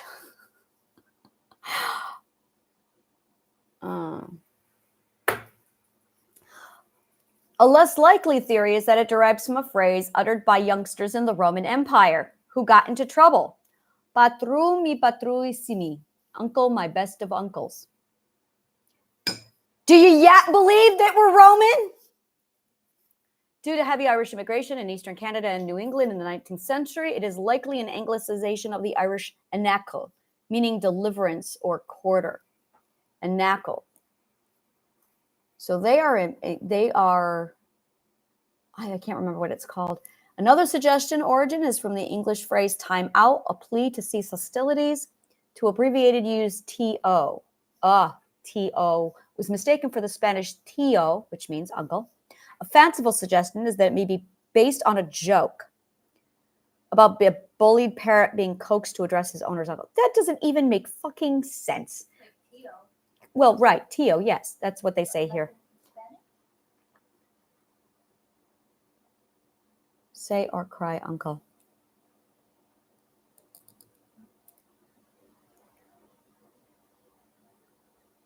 '20th century, 1918, 1912, 1980.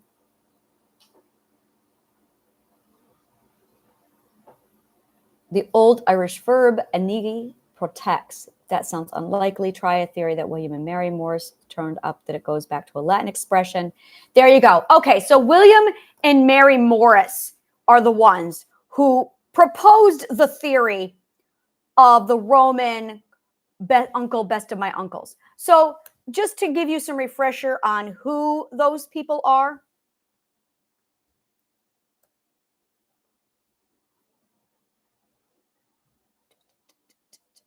Where are they? William and Mary Morris. That's what I wanted to know, is who said, what was the source that said that? An English artisan, embroidery designer, Julius Socialite, an editor, Victorian.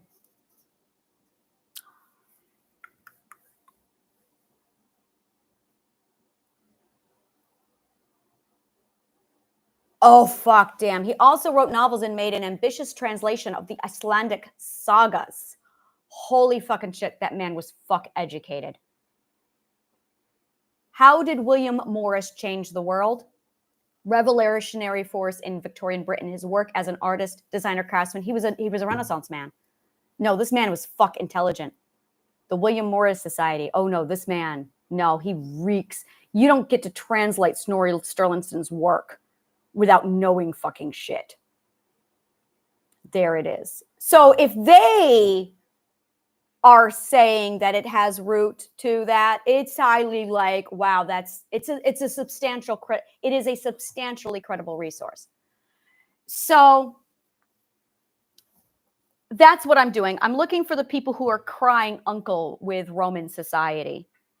And that's really it. I am looking for the people who are crying uncle, because the only fix you've got is literally a different educational system. Now, and this is my problem, is a lot of people think an educational system is 12 years long. Oh, no. Oh, guys. No. An educational system, when it's done properly, takes about 2 years at most. 2 years.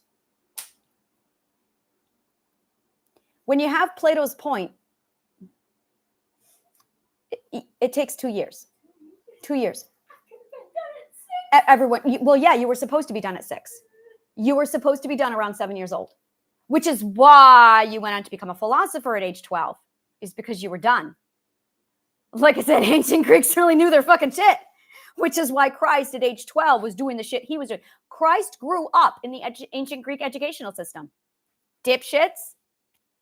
What the fuck was Rome doing with an ancient Greek philosopher? Dipshits. Which is why when he was 12, he was able to converse with philosophers and sages, because he grew up in the ancient Greek educational system. So here's what you need to know. That was normal.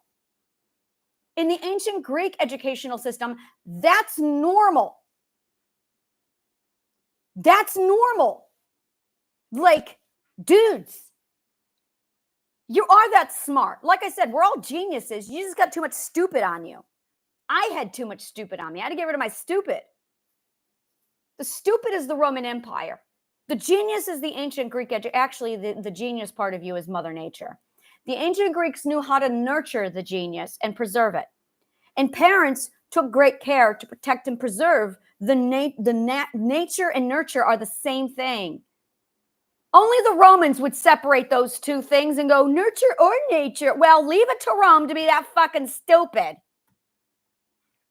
So yeah, nurture and nature is the same thing. But you've got too much Roman in you. So nurture is nature. You just got too much fucking Roman in you. So you have people who want to do the fixer-up thing. They're going, I'm going to fix myself. And they go off and they try and fix themselves. But you got some asshole there, a Roman destroyer, breaking everything. Now, it takes this person a while to realize, oh, if I want to fix shit, I need to get away from the Roman destroyer. Mm-hmm. So they get away from the Roman destroyer. And then they find out, wow, I can fix this shit real fast. Except your psychologist is also a Roman destroyer. So now you're in therapy for 20 years. So how do I explain? I remember this one person. She read my work and she was like, I did it all in like 3 weeks. And I'm like, yeah, I know. I know. You go through it 3 weeks and boop, it's done, because it's Plato's point. And you can read one of my sentences and it's an entire book. There it is. One sentence is equal to an entire book. And the reason why is because, well, that's what simplification is. It's called integration.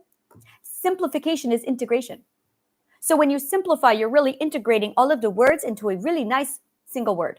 Oh my God, we have that math. No, you do not have that in math. You have it in logic. Math is the abbreviation of logic. Yes. Simplification is integration.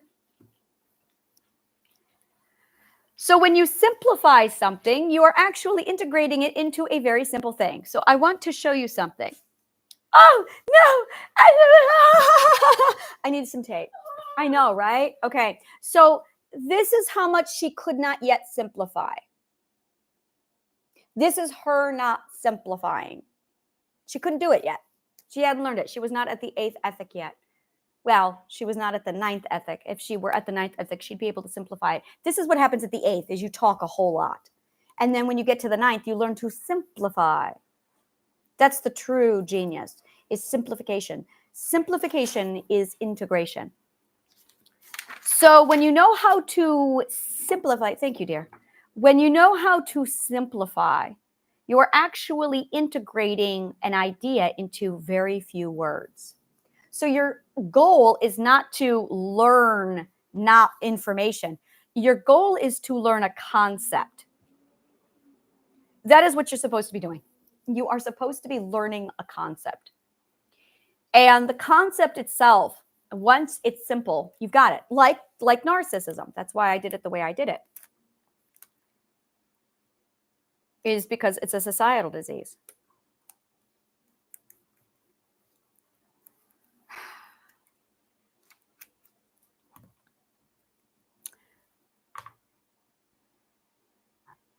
Once I have a large enough following, I don't know.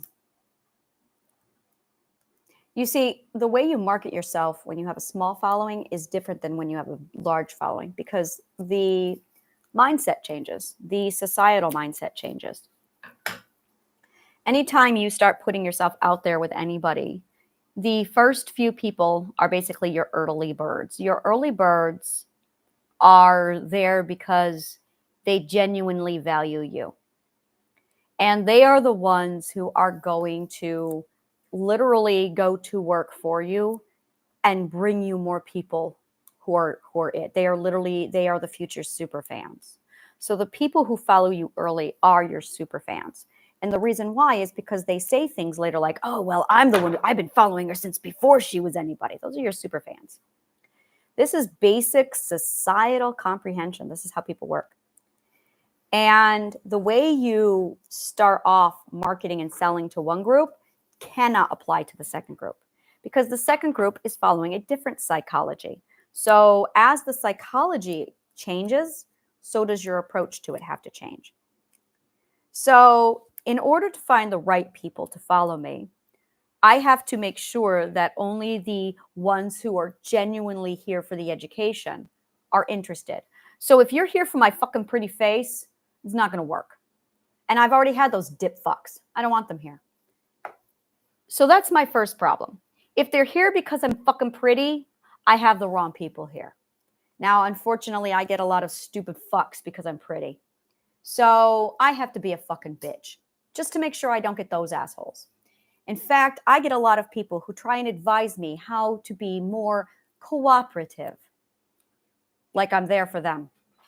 The only thing I'm in, yeah, I know, my daughter knows me. She's like, and I'm like, yeah, I don't cooperate. That's the first rule of slavery is cooperation.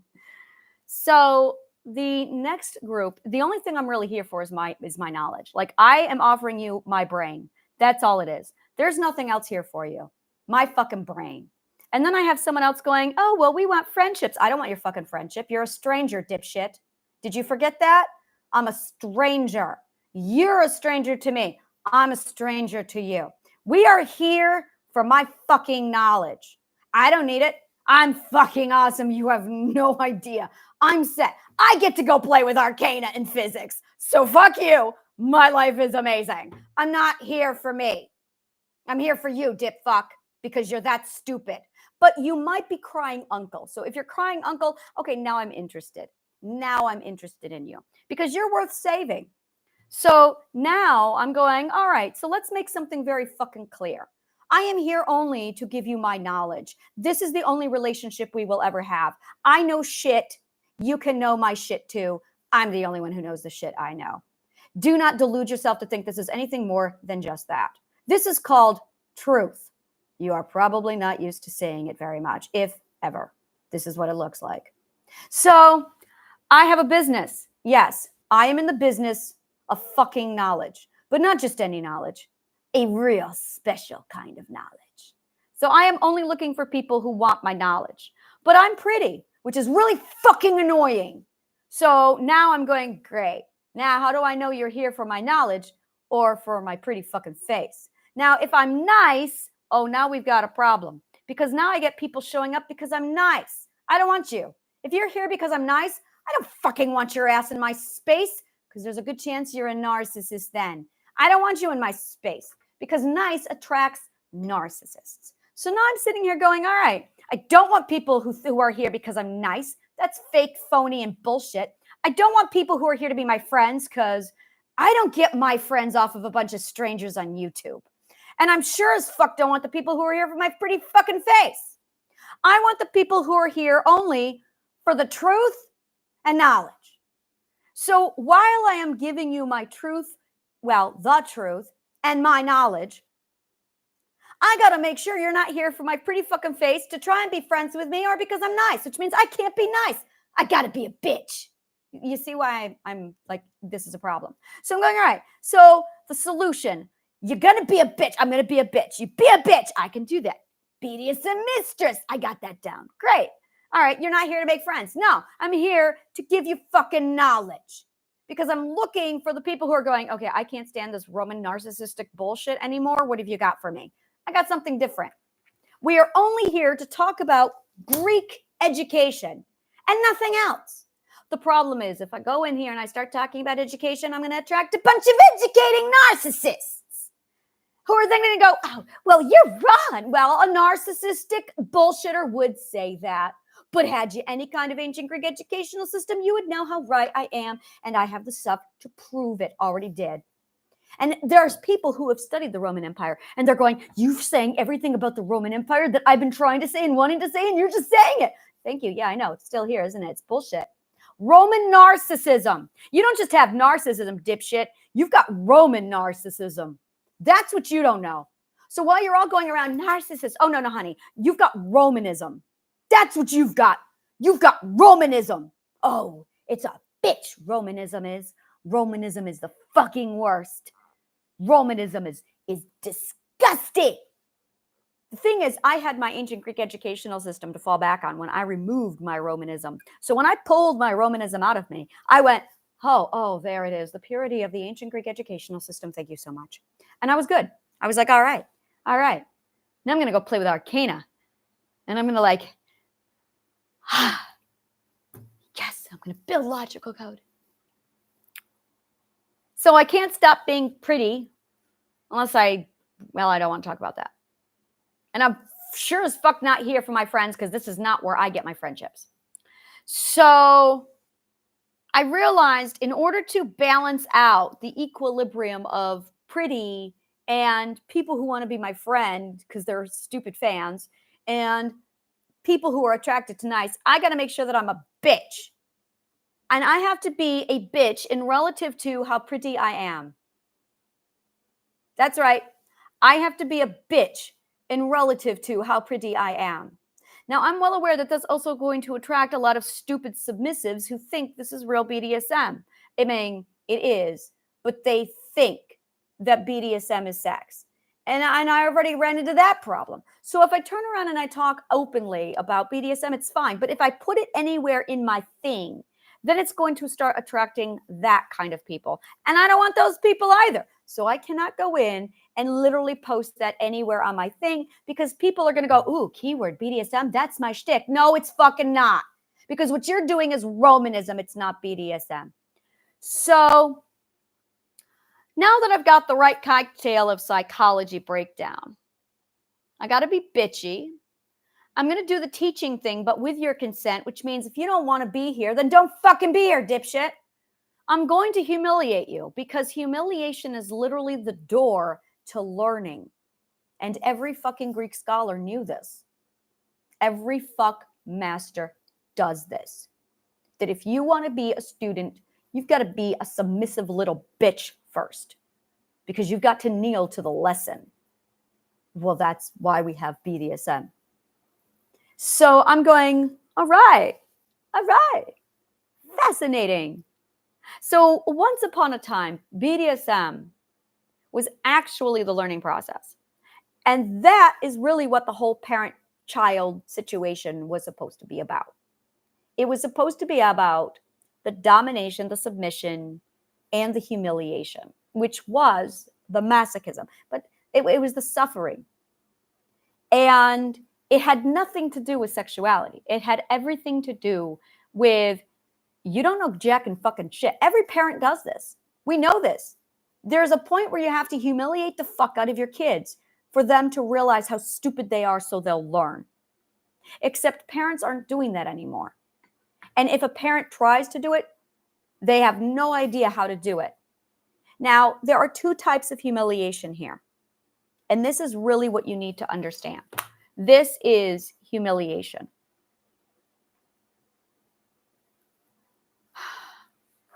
There is degradation. I don't do degradation. Degradation is the Roman bullshit. I don't do that. That is to feed the power trip to make the Dom feel more powerful. That has nothing to do with BDSM. That's why I don't do degradation. The other type of humiliation is to win submission. Now, once you have submission, it's done. This is why I don't actually practice BDSM. Is because the moment the sub submits, game over. Now it's time to learn. The only purpose of humiliation is to get the submission, to learn. But if you have a sub that doesn't want to learn, well, what the fuck are you doing? You're caught in a logic loop. A proper Dom, and we know this in the BDSM community, a proper Dom will take their sub and grow and nurture them into a Dom. It is actually the start of the nourishing process. That is the difference between a mistress master and a dominatrix. The dominatrix was all about Roman bullshit. This is what happens when BDSM is taken out of the Greek culture and put into the Roman culture. You're supposed to nourish them through education and training. It's a discipline. Another abbreviation for BDSM was bondage, discipline, submission, masochism. Discipline. You really need to study what the word discipline means. It was an ancient Greek word. You see, this is interesting. The majority of our words come from Greece. Actually, they come from Old Norse, which is 100% completely without Rome. So you have this gorgeous Old Norse culture that's like nourishing the majority of our words. Anytime you have an ALL word, every time you have an AU word, and every time you have a GH word, you're speaking Old Norse. Literally. All is all in English and also in Old Norse, and they mean the same thing. Fall is the same thing. Call, haul, it's all the same thing in Old Norse. You're speaking Old Norse when you speak English. You are literally speaking Old Norse when you speak English. Laundry comes from lauderdog. Though means exactly what it means. It's Old Norse. Though, through, bow, rough. These are exactly tooth. Literally was tooth. Literally was tooth. Blood was blood. They just removed an O. So every time you have a double OO word, every time you have a TH word, how many fucking of these words are in the English language? And you're going, oh my God, it's like all of them. Yeah, 90% of the English language is actually Old Norse. Fortunately, the Old Norse were not contaminated at all by Rome. It's like purified of it. The Greeks invented and created their language without Roman influence. Latin is a different subject. Latin was very much Roman. So when you have a word that is Latin-based, big difference. Big difference. Now you're going to have a problem. If you have a word that was Greek-based or Norse-based, you're fine. So your Greek words and your Norse words are fine for the most part, because those words were literally invented and created, purified of Rome. But the Latin words, watch out for those. Now you have a problem. Your Proto-Germanic words are okay. And which is where believe comes in. And you also have words like Irish, all of your Irish, any Celt word, Celt are safe. These are all the cultures that did not get influenced by the Roman culture. Not at all. They were untouched. Celtic, Proto-Germanic, Greek, and Old Norse. They all invented their languages before Rome touched them. So that is your first clue right there of take a look at that. Now, never, ever, ever look at the dictionary because narcissists have tampered with that. So the first thing that the Roman bullshit does is it tampers with the data. It alters it. Now, when there's tampering, you're going to get logical code. You're going to get logical fallacy. Now, a catch-22 is actually not it is a logic loop, but a logic loop actually is something that lacks logic. Logic is the process of logical fluidity. Logic is the process of logical fluidity. It is the process. If you do not have logical fluidity, you do not have logic. A catch-22 is a cesspool where it just keeps looping you around on a stupid infinite merry-go-round. That is because there is no logic. You have lost logic. So a catch-22 is actually it is the dichotomy of logic. It is fear. And this is back to how logic is love. What do you have here, my dear? What does that mean? Conspiratorial. That means, well, it comes from conspire. Spire is spirit. Con means with. Conspiratorial with spirit. But that's the root word. That's the etymology. Conspiracy comes from the concept of conspiratorial. You'll have to look up the etymology. Are they related? Yes, they are related. That is called morphology. It's the word that's built on it from the next word. Yeah, you found the root word. It comes from inspire versus conspire. Spirit, spire. Inspire, meaning inspire, inspiration, spire, spiral. The Greeks were so fucking genius. It's so beautiful. Spirit, spiral. Come on, guys. We're going to get you there. We're going to get you there. Spirit, spiral. So the spiral or the spirit are the 12 ethics.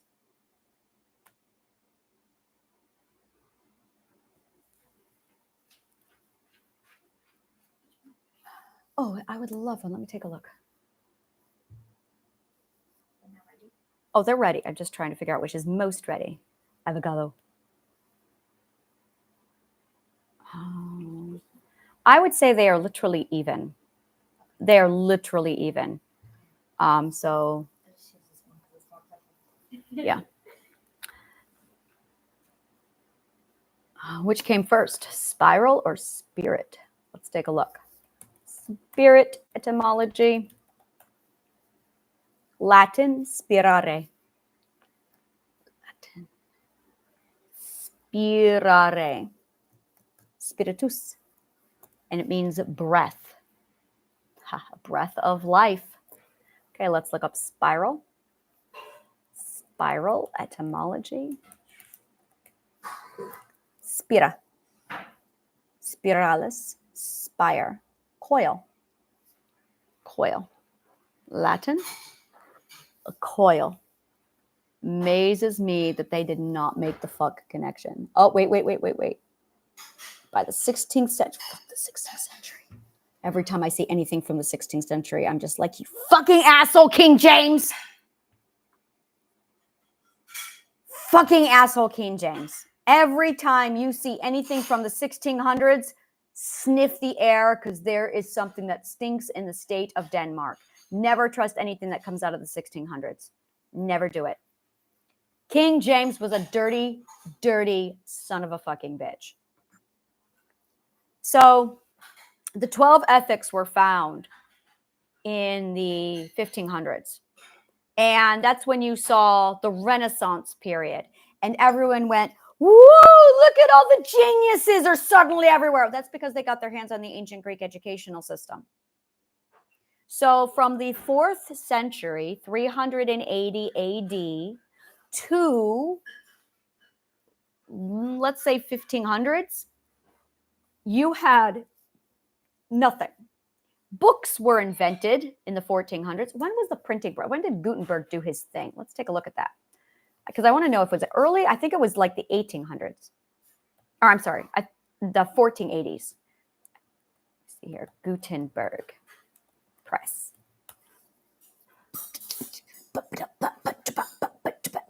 1440. 1440. So 1440 is when books came into being. The printing revolution. Modeled on the design of existing screw presses, a single Renaissance movable type printing press could produce up to 3,600 pages per workday. 1400s. By 1500, printing presses in operation throughout Western Europe had already produced more than 20 million volumes. In the 16th century, with presses spreading further afield, their output rose tenfold to an estimated of 150 to 200 million copies. There it is.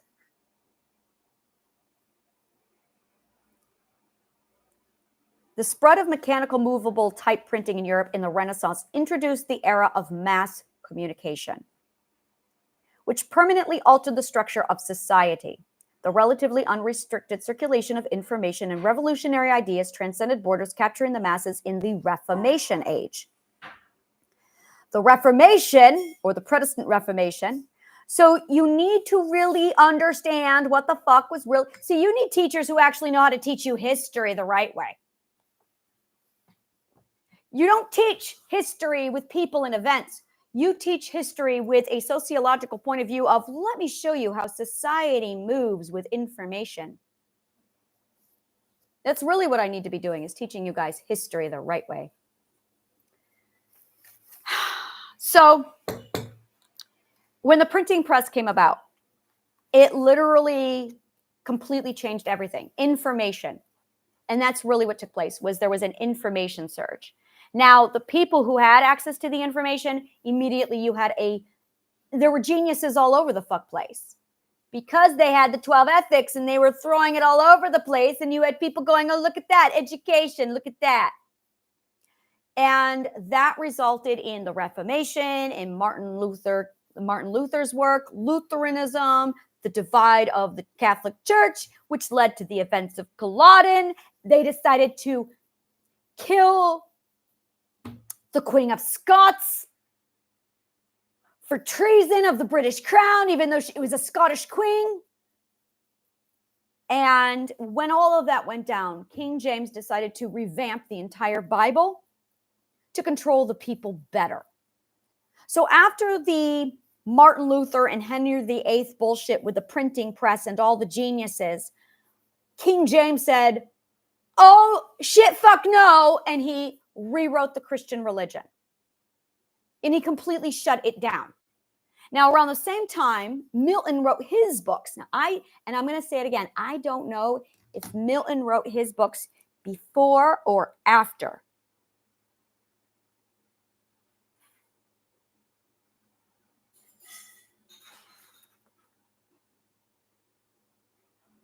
I could just Google it. I'm debating on whether or not I want to read this book.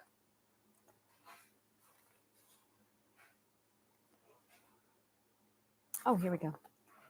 1608. So he was born in the 1608.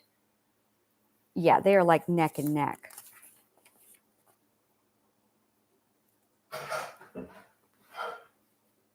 Paradise Lost was published in 1674. It was published in 12 books. Oh, I bet it was. Well, that just answered that question.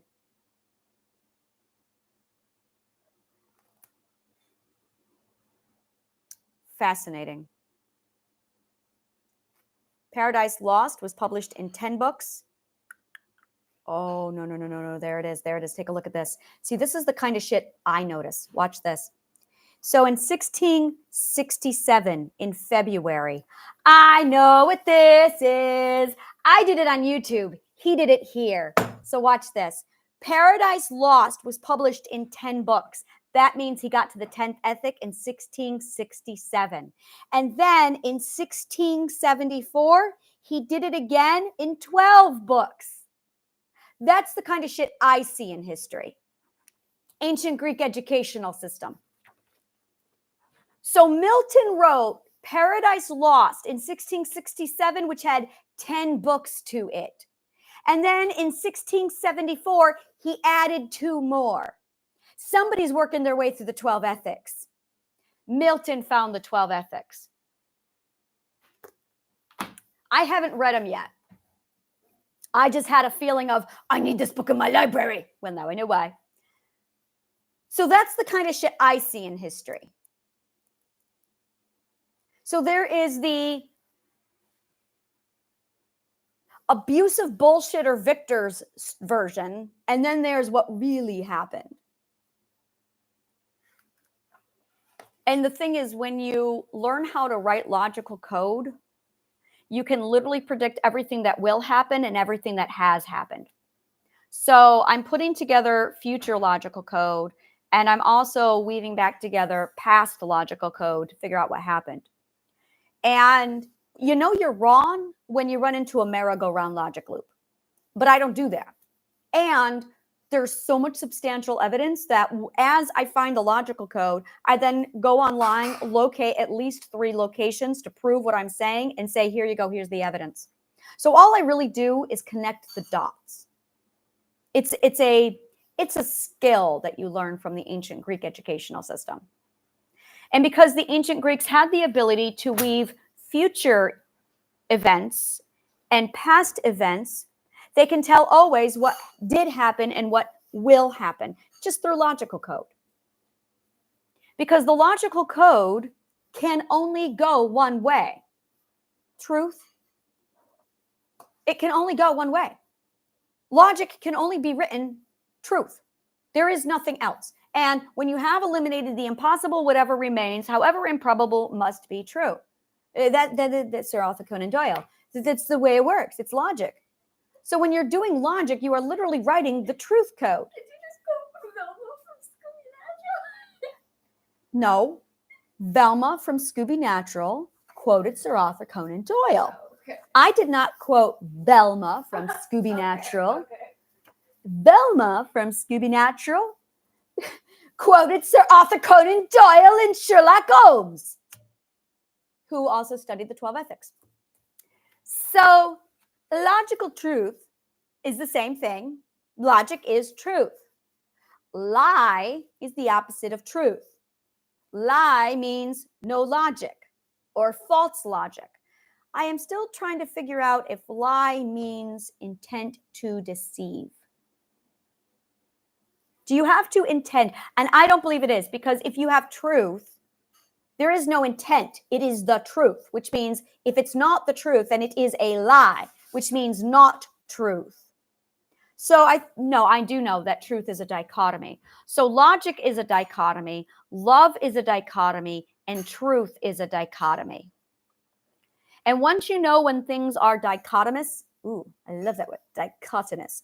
Once you know when words are dichotomous, then you have the ability to go, oh, these are dichotomous, not opposites. They are in ratio to. Ratio to is a completely different creature than opposite, because opposite is 100% of and nothing else, or 100% of and nothing else. Dichotomy is in a ratio to. So you can have 50-50, you can have 90-10, you can have 75-25. Logic, love, and truth are all 3 dichotomous. I'm going to be saying that word for the rest of my life, dichotomous. And because they are dichotomous, you need to understand that there's no opposite of. If you have logic, then you have fear. Love is fear, and lie is truth. So your options are, well, we could say illogic, which is also fear. So fear actually causes illogic, or does illogic cause fear?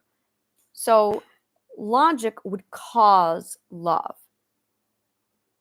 Truth, it would go truth, logic, truth, logic, love. I want to say the order of operations is truth, logic, love. Truth, logic, love.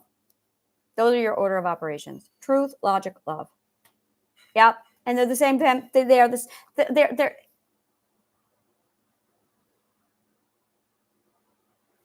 No. I know better.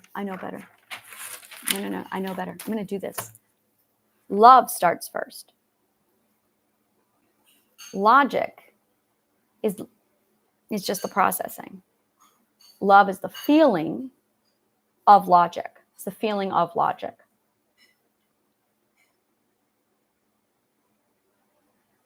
Which leads to growth. The whole process of this is learning. And the whole being of it is truth. So this is like an ongoing thing I've noticed over and over again is you have love, logic, growth, which is learning, which is truth. And they are so the same thing. There's no getting away. And if you want the breakdown in the mathematical how, well, now you've got the 12 ethics.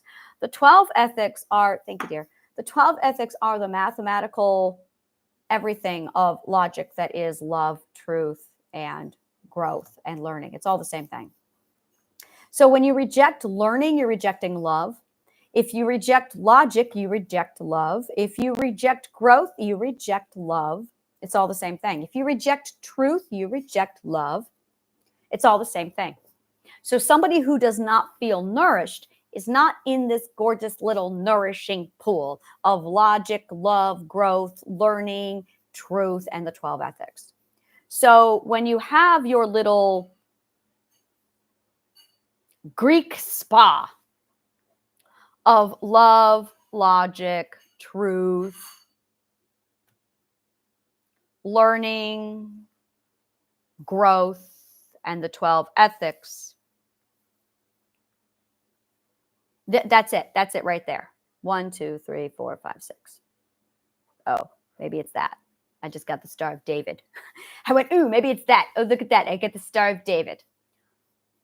So, yeah.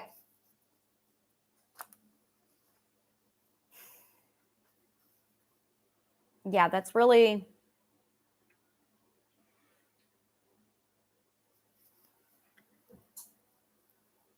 Yeah, I'm thinking, okay, so and it keeps coming back to, I'm teaching. No, I'm not teaching. That's so fucking dirty. I don't do that shit. That is so ew. Teaching is so Roman. No, I don't do that shit. So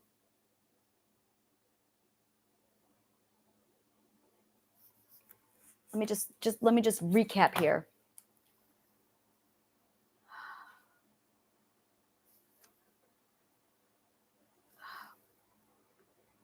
So there's linguists, there's logic, love, truth. There's the ancient Greek educational system.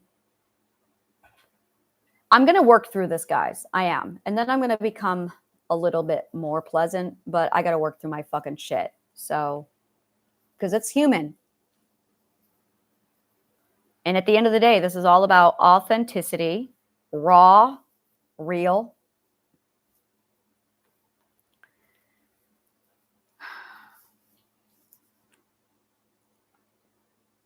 Role model.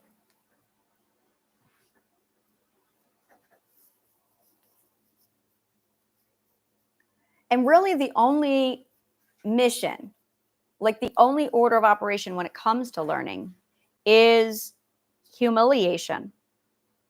God, humiliation is it. The whole concept of pride cometh before a fall. That is so fucking narcissist talk. You have no idea. If it's illogical, it's narcissist talk. Pride cometh before a fall is the most illogical piece of bullshit there is. Pride does not come before a fall. The fall is humility. That is not pride, dipshits. It's called ego. It's called arrogance comes before a fall. And arrogance comes before humility. That is what it's actually saying. Arrogance comes before humility. And then once you humiliate, then you decide to learn. By the way, this is what an intervention for a person with an addiction is trying to do, you dipshits. You're trying to take somebody who's arrogant, humiliate them so they learn. But don't do this unless you know how to do it. And there's a good chance you don't know how to do it. Because if you don't do this right, you end up with other problems. So you have arrogance, humility, and then you learn. You agree or consent to learn. So you've got to consent to learn. Now, how the fuck do you get someone to consent to the lesson? By humiliating them, by showing them how stupid they are. Because when you realize how stupid you are, you feel humbled. You feel embarrassed and ashamed that you thought you were smart, but you're really fucking stupid. And then you go, oh, okay, you have proven to me how stupid I am. Now I need to learn. And because you're the one who showed me how stupid I am, you actually know how stupid I am. So, yeah. And it's right there. When somebody can prove to you how incompetent you are, it's because they can see how incompetent you are. The problem is an intervention tries to be nice. They don't tell the truth. And that's the problem. True humility is just telling you the truth, which actually gives you trust because you're being honest.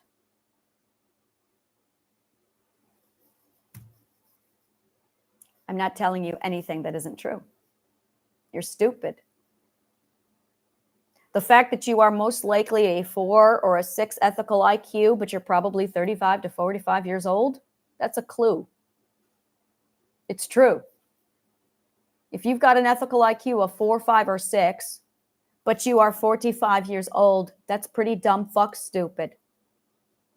And it's even more stupid when you think you're smart, when your ethical IQ is 4, 5, or 6. But because you know nothing about ethical IQ, well, that makes you dumbest of all. But it's okay because everyone's the dumbest of all. An ethical IQ is like vital to all of this. And if I tell you how nice you are, that's just going to attract a bunch of narcissists and placate the narcissist in you. I'm not here for that shit. I fucking hate Rome. They took out my people. So you really do not know how deep an educational system goes into the subconscious mind, that you become what you learn. So when you actually study an educational system, you are actually studying the history of the people. I found history. I was looking for that. That took a long fucking time.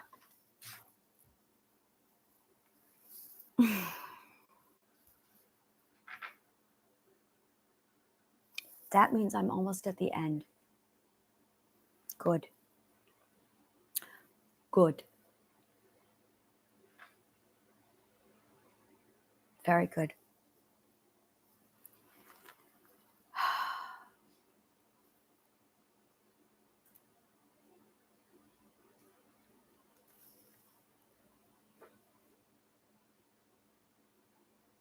I'm trying to analyze what other academic disciplines there could be beyond arcana. But arcana is really the only one that we're all talking about doing and no one's studying it. So I think I'm going to go on a rotation. I think I have managed to find the... All right, so we're talking about the history of all this bullshit. There's the weirdness of the BDSM mistress as a school teacher.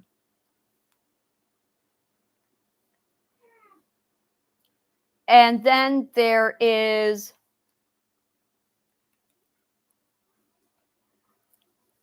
language and logic. There is the humiliation part, which is really just kind of peppered to the whole thing. Narcissists do not like being humiliated. They will not do it. It is their number one. They reject it on such a level, which is another reason why I use humiliation, is because they are literally rejecting learning.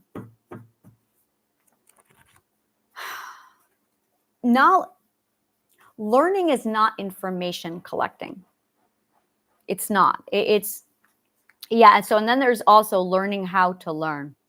So learning how to be humiliated properly is really vital. And by the way, the more you learn how to be humiliated properly is going to teach you when you're being abused versus when you're being humiliated, which is another reason why I call you stupid, is because you need to see the difference between humiliation and, we're going to call it structural humiliation. I mean, that's really what it is. It's humiliation, but with purpose. And everyone is stupid. I am stupid in relativity to something. And stupid is literally just an absence of learning. The moment you stop learning, you become stupid. The problem is you can become so stupid that you don't even know that you're stupid.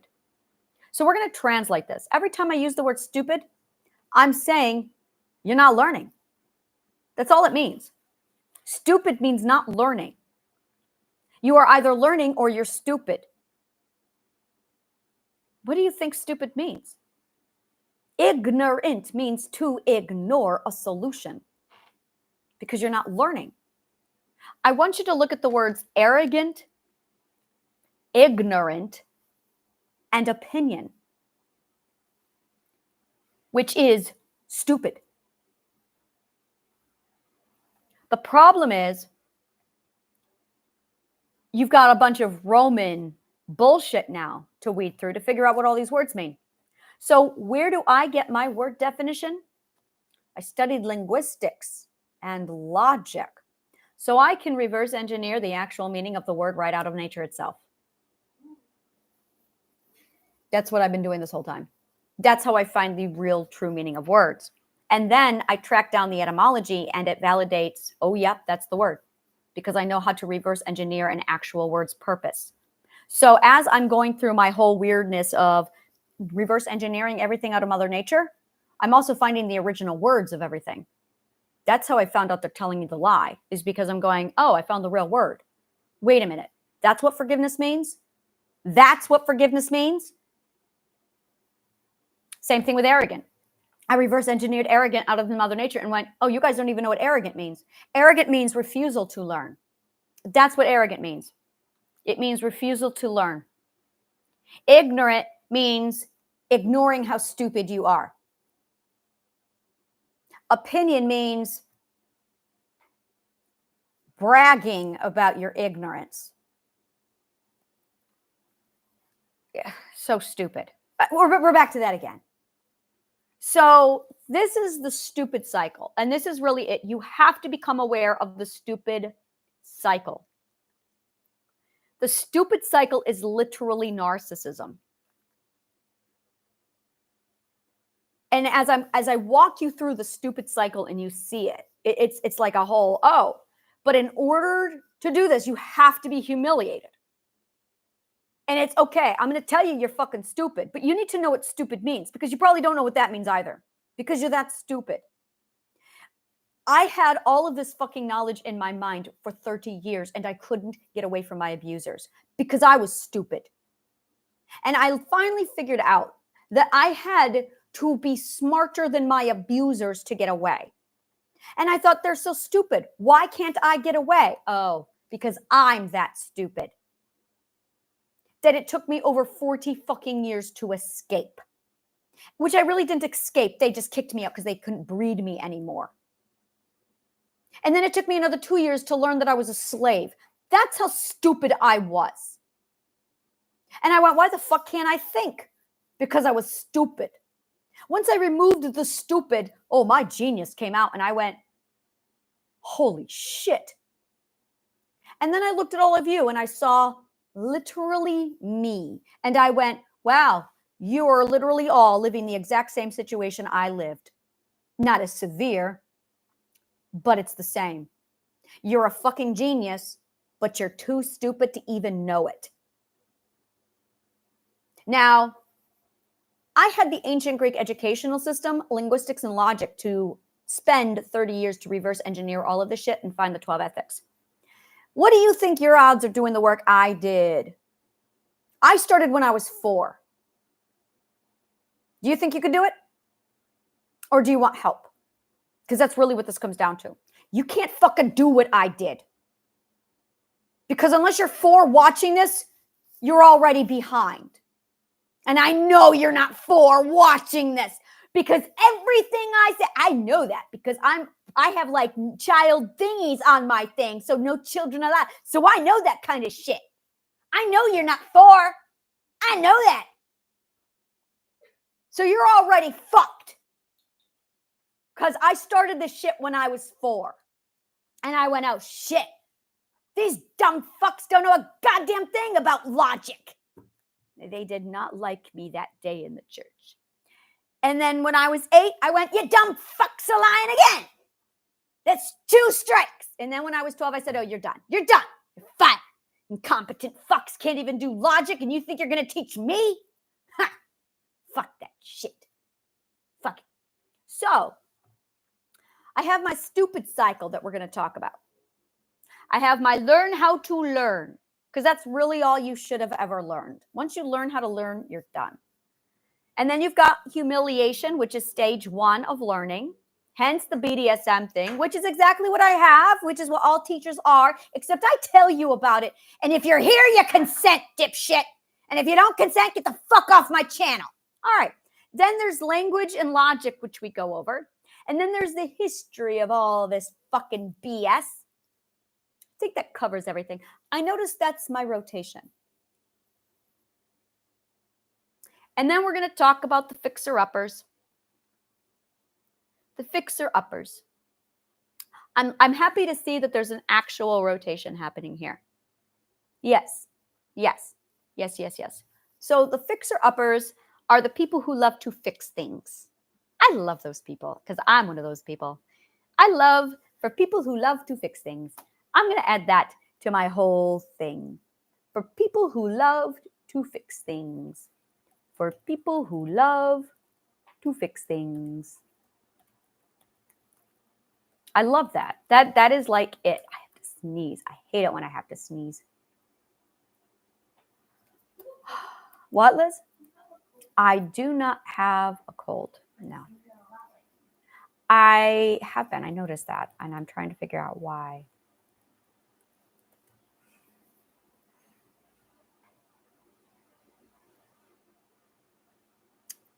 There's this whole concept of, let me see here. Truth seekers are really a big part of this. Like, truth seekers are really it.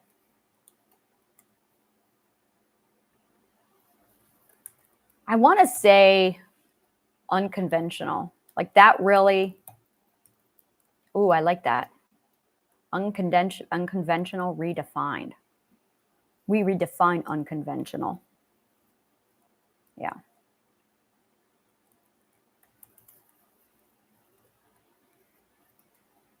Yeah, it's literally for people who cry uncle. Yeah.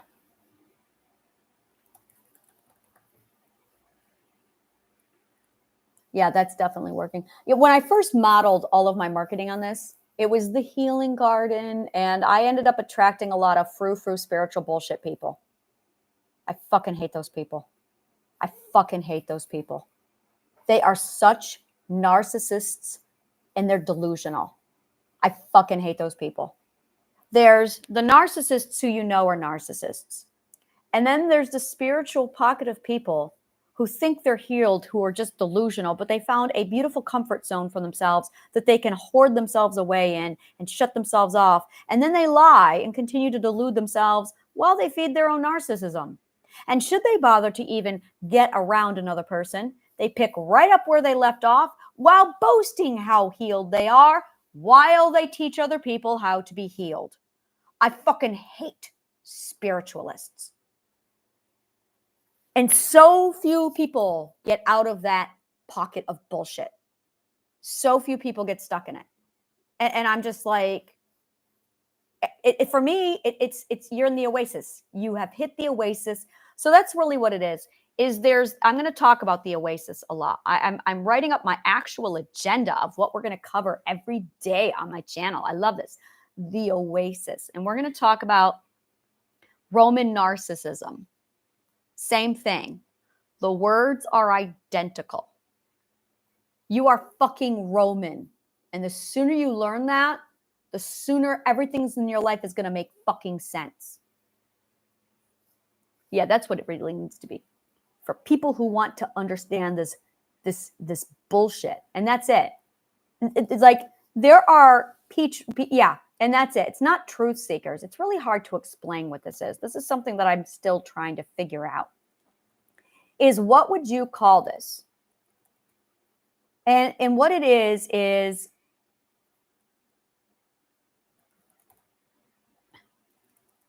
it's for logical people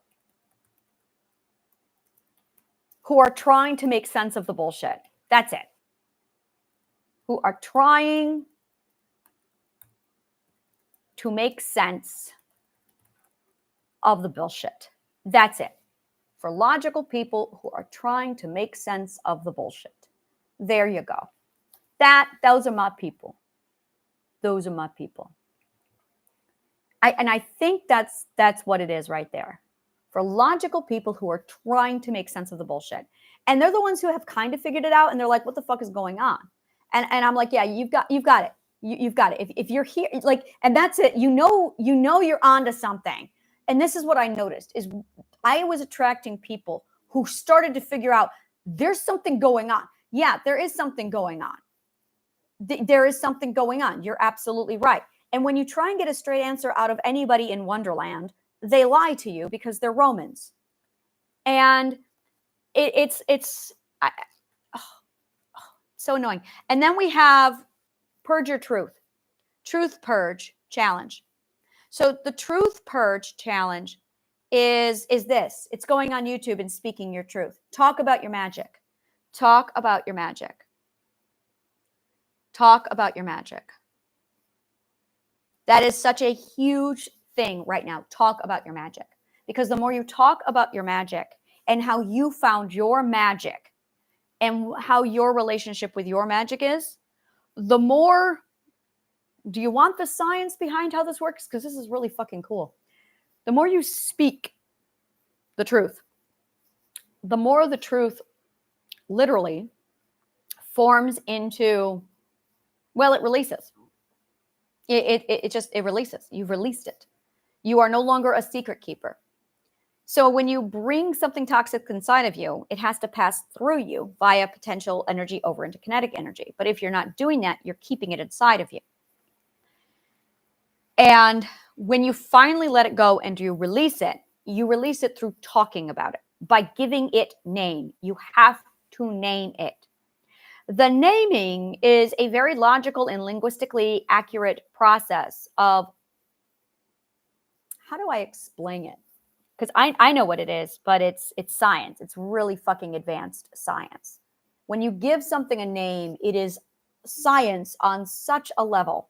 And it is also spell work. I love that I am officially at a point where I cannot talk about science without talking about magic.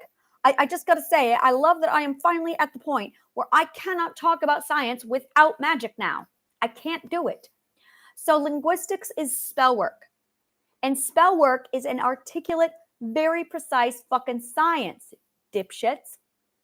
And if you are speaking spells, this is so weird because I'm like a BDSM witch physicist now. I'm going to put that. I am a BDSM witch physicist. These words, I think I just found my name. BDSM witch physicist. That's right. Those are my words. BDSM witch physicist. I am a BDSM witch physicist. I'm processing this. BDSM witch physicist.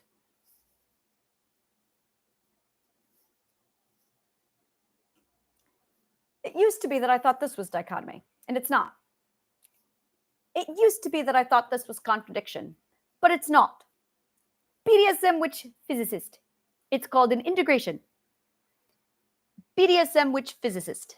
I am a BDSM witch physicist. And I love how physicist is there. To just kind of like, boom, I'm a physicist. But I'm also a BDSM and a witch. I'm a BDSM witch. I love that. A BDSM witch. I am a BDSM witch physicist. This is weird. It's a great weird. And there's this part of my brain when I started to do the math where I'm like, so when you start to integrate, it is imagination. Yes, it is. Yes. Magic is the integration of all. I know. It's awesome. Which means eventually everything's going to be integrated into all variety of all. And it's literally creating cocktail of whatever you imagine, like BDSM witch physicist. That's right. I'm very happy right now. Yes, you are. I'm very happy right now. So, yes, BDSM witch physicist.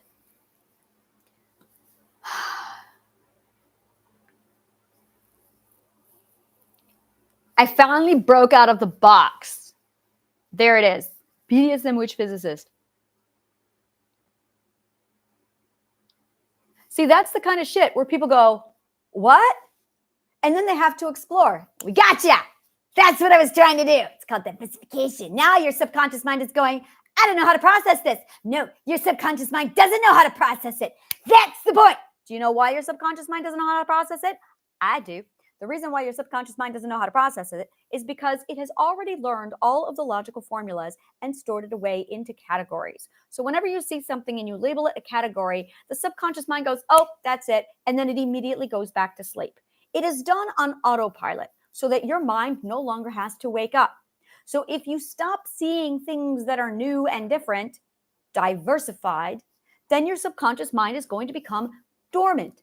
Diversification is the cure to a dormant brain. So you need to be introduced to diversification. Diversification allows your subconscious mind to wake up and go, what the fuck is that?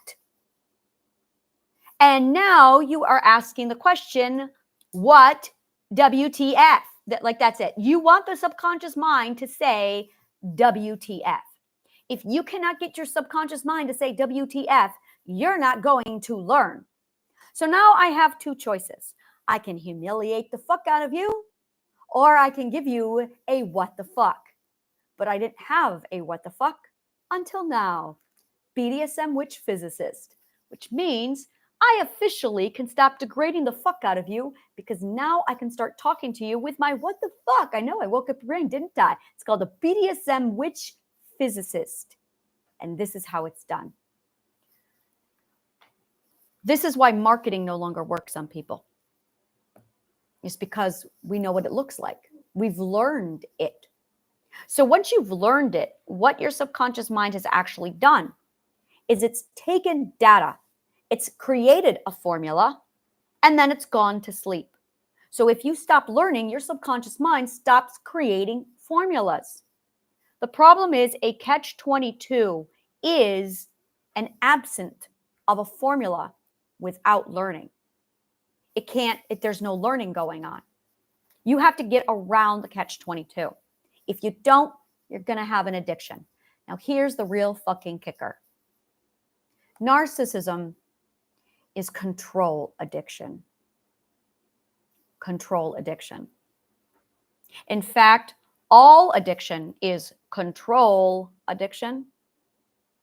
Control addiction has another name. It's called consent addiction. Consent addiction. You are trying to regain your right to consent. That's what you're trying to do. That is really what all of this is about. You are trying to restore your right to consent, but you don't know how to do that. When you lose your right to consent, your entire mind shuts down. Because if you don't consent, then you can't learn. If you don't consent, then you can't learn. You didn't consent, so you can't learn. And now you're not learning.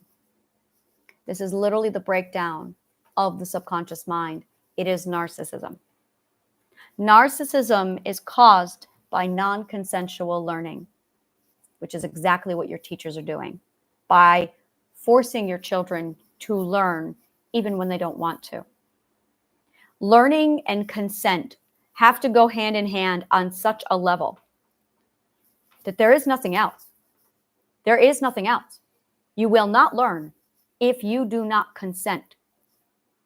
So in order to get a subconscious mind to consent, you either have to humiliate them or you have to provide them with something so different that the subconscious mind has to say, what the fuck?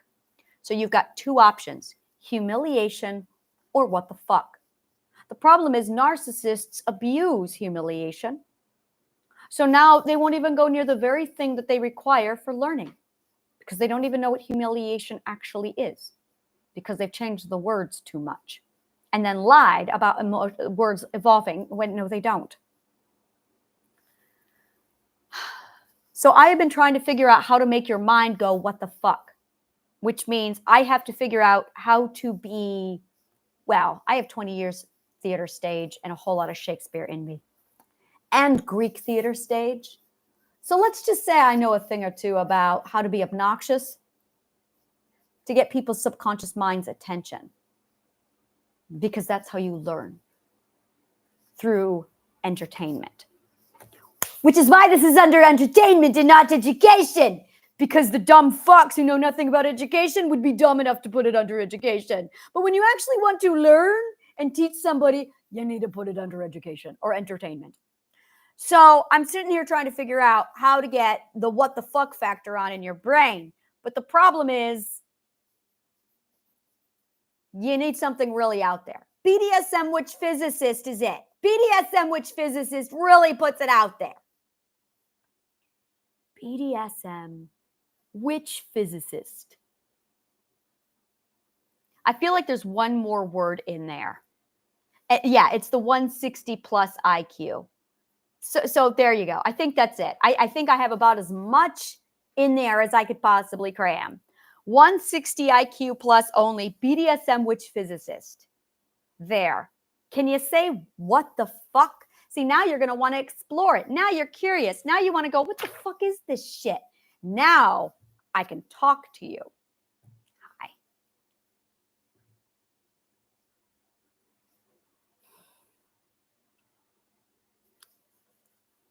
Contradiction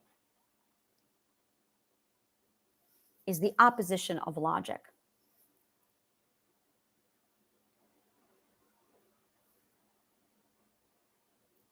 The problem is if you can respond to me in chat, you're not listening. I will never allow engagement on my YouTube channel because this is not at all that kind of a space. I am not for engagement from you. You're only here for my knowledge. That's all I've got for you. And if you're not here for what's in my brain, get the fuck out. So I've got this all figured out now. Now I can start building my plan. More of my plan. This is a process. It's been a really fucking hard process, but I got it. All right, so we have the arrogant, we have the stupid paradigm. Stupid paradigm, or is it a paradox? Let's call it a paradox, the stupid paradox. Yeah, we're going to talk a lot about the stupid paradox. God, this feels so fucking good. And I'm sitting here going, is that going to work? If I write BDSM, which physicist as my title, is that going to work? I can't change it for 2 weeks. So I'm just going to watch to see how that goes. Did I put that? Yeah, the history. So one of the things that bothered me was Plato did not have history in his curriculum. Bothered me in a sense where I went, why? Why didn't he teach history? He didn't. He did not teach history. And this is what I believe. I believe he did teach history, but I believe he taught it orally. I do not believe he wrote it down. And this is where things get really, really interesting when I looked into it, because there's what was written down and then there's what was actually discussed. And I'm looking at it going, okay, so history was not at all, it wasn't there. And when it went over the academic disciplines, I was like, what the fuck? Storytelling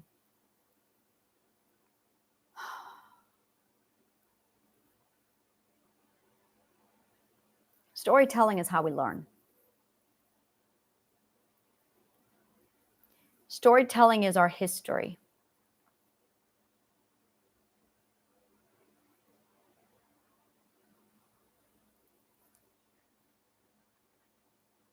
But talking about all the stupid details, like when the wars took place, that's not relevant. It's only relevant when you look at the 1600s, the 4th century, and everything from around 400 BCE to 380 BC, or I'm sorry, AD. That is it. That's the only time that it's really relevant. The 1600s are really fucking important. King James with his bullshit is really fucking important. And watching the battle between Greek and Rome, it's literally like they are the dichotomy of Greek and Rome. Like Greek and Rome is a dichotomy at this point. And the more I study them both, the more I'm going, wow, they really are a dichotomy. And either you're Rome or you're Greek. And I'm just watching these two things and I'm like, wow. I just, wow. And this is really a conversation. This is really a topic on the civilization. It's civilization. It's all because of Age of Empires. It's because I literally spent like 2 decades just playing Age of Empires, analyzing every civilized scenario that was even possible. You have no idea how much I played Age of Empires and analyzed the psychology and the movement of people and war and society, and fascinating. And I'm like, wow, look at the equilibrium. Yeah, I had that game mastered on a level. You have no idea. Like Age of Empires was my drug.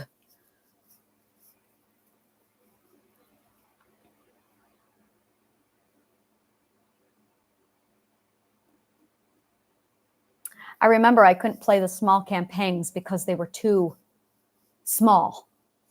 I'm sitting here going, why would I only do like 10 years of history when I could do 2,000 years of history? So when I think history, I think like when we first discovered that wheat was a grain that we could germinate and start farming. What was it we had? We settled because we figured out farming. That was another really backward thing about us. We settled because we figured out farming. We didn't settle and then farmed. We farmed and then went, oh shit, we can't take the farm with us. And that's it. You are either, ooh, I see something. You are either farming or you are roaming.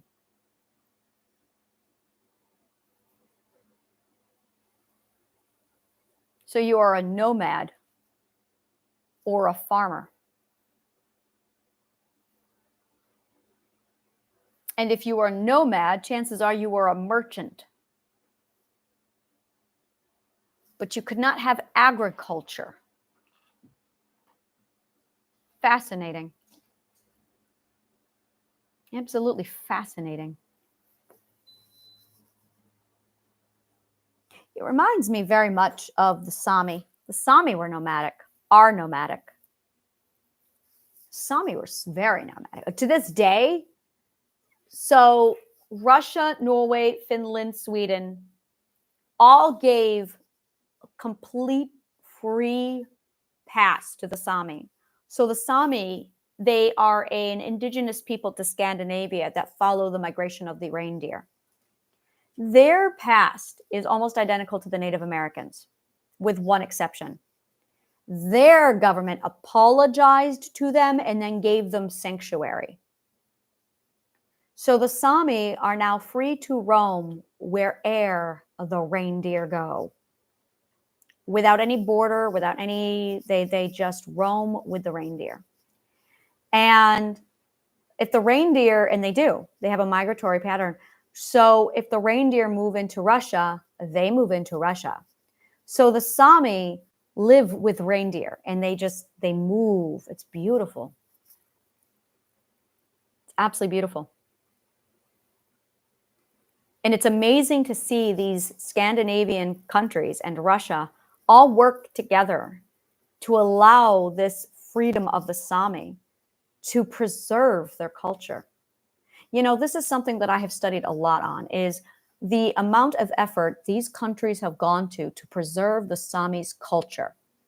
Now, the Sami are separate from the Norwegian culture and the Swedish culture, as much as the Native Americans are separate from the British Empire, Roman Empire culture. They're not part of it. Not at all. And they've learned how to live together. Another sign of advanced ethical IQ. So I'm sitting here studying the advanced ethical IQ of the Sami. And by the way, the Sami worship the nature, which is my religion, the nature.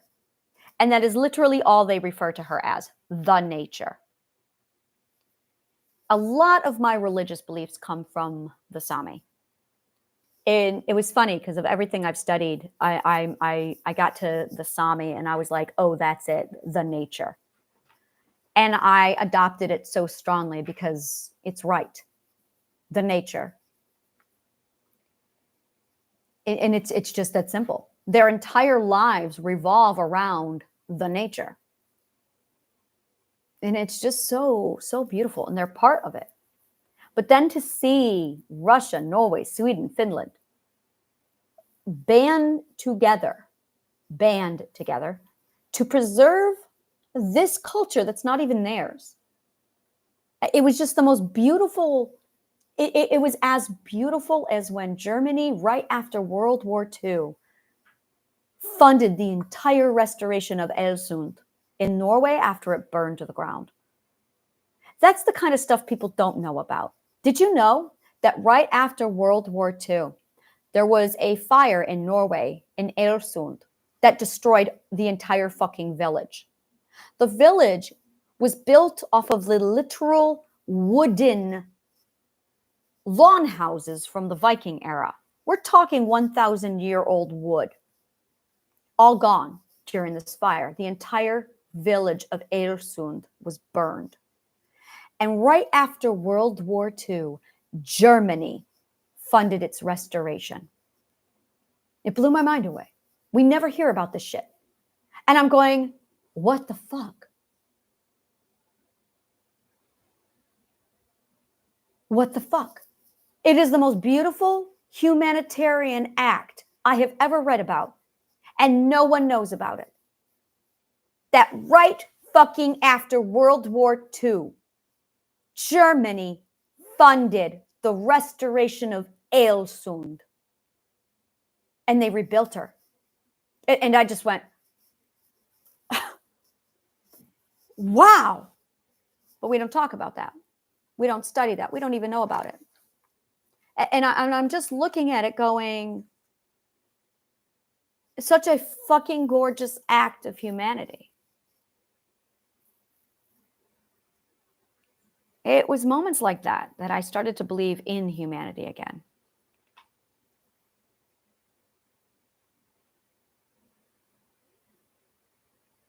It really was.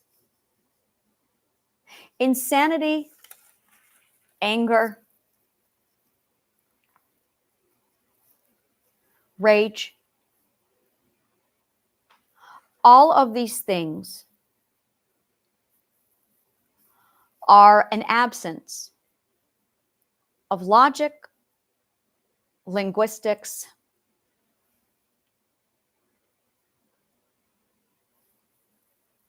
and learning, which will allow the transference of insanity, anger, rage into being understood.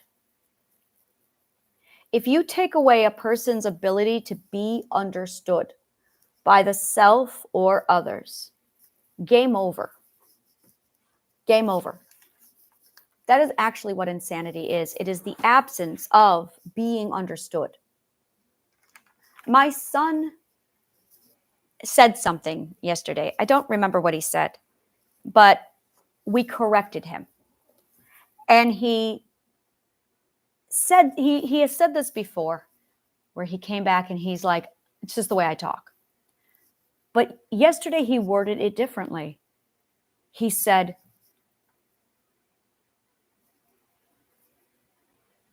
I have the right to a safe place to speak. Now, he didn't say those words exactly, but he said something that what meant that. And I just stopped and realized what he was actually trying to say. That the whole time he had been saying to me, quote, it's how I talk. That's not what he was trying to say. He was not at all trying to say, it's how I talk. He was trying to say, I need the space to learn how to talk. And he couldn't say it. And it was his biggest frustration, to the point where he finally learned the evolution enough to use the words, I need the space to learn how to talk. And we went from him coming up with an excuse going, well, it's just the way I am, which is arrogant, refusal to learn, to, oh, it's not that he's arrogant. It's that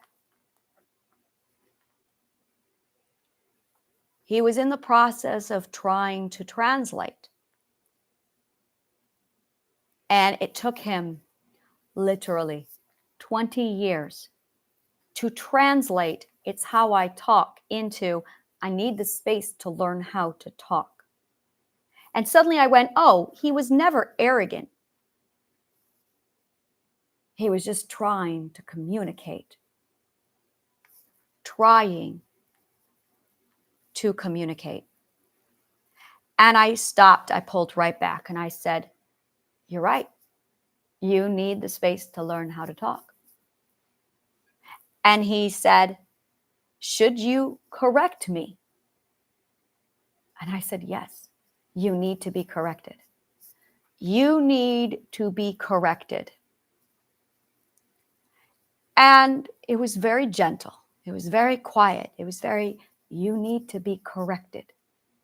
And he said, why? It's not important. Oh, it is. And I said, let's assume for a minute that there is such thing as magic and that you do have the ability to manifest so that everything out of your mouth, whether or not you know what it means, is going to come true. But if narcissists have changed all the words, then how do you know what you're saying? Look at the amount of logic loops there are in the world. Look at how much stupid is out. It's all of the manifestations come true. The logic loops are literally all of the manifestations come true, whether or not they make sense. If they don't make sense, they're going to become logic loops. They're going to become stupid. If they make sense, then you will get your manifestation. But did you study linguistics by any chance?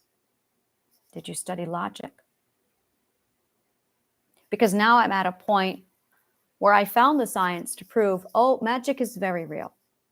Magic is science, just not yet learned by you. Magic is science. And I'm looking at it going, oh. So now I'm looking at divination, which I've got that down.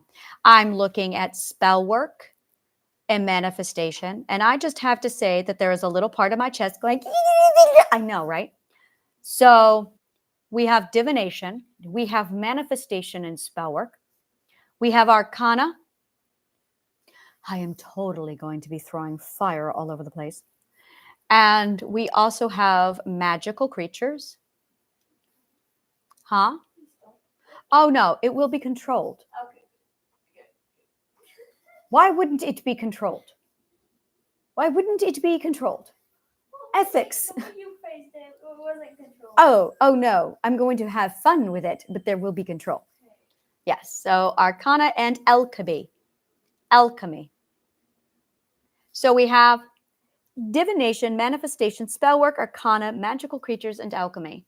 Now, this is where someone is probably going to be like, what about astrology? Astrology is divination. You're just really bad at it. So that's it right there.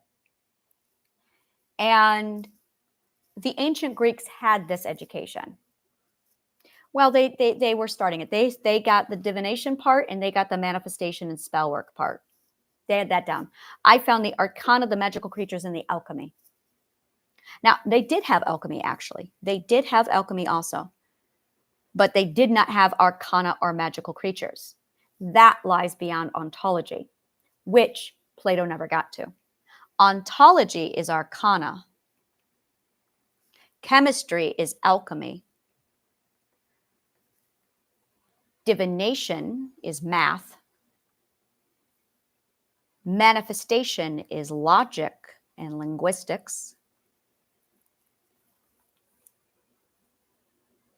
And magical creatures is biology. Now you really want to study science, don't you? I bet you're all going, oh my God, I got to study science now. Yeah, now you don't think science is stupid, do you? That's right.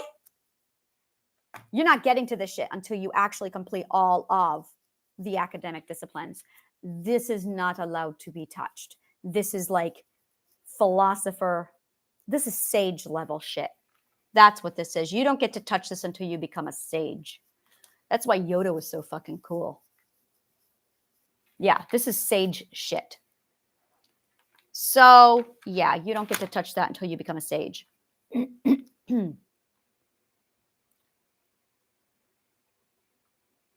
Oh, yeah. Welcome to the ancient Greek educational system. We got magic here. Okay. So he said to me, well, I said to him, you need to be corrected. And he said, why? What does it matter? So I explained, well, it's magic.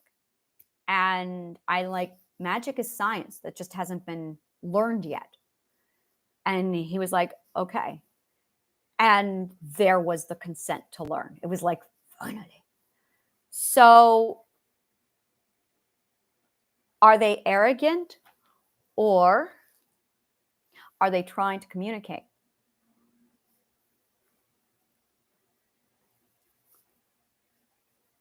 That's the question. The problem is, and here it is, if you're talking, you can't.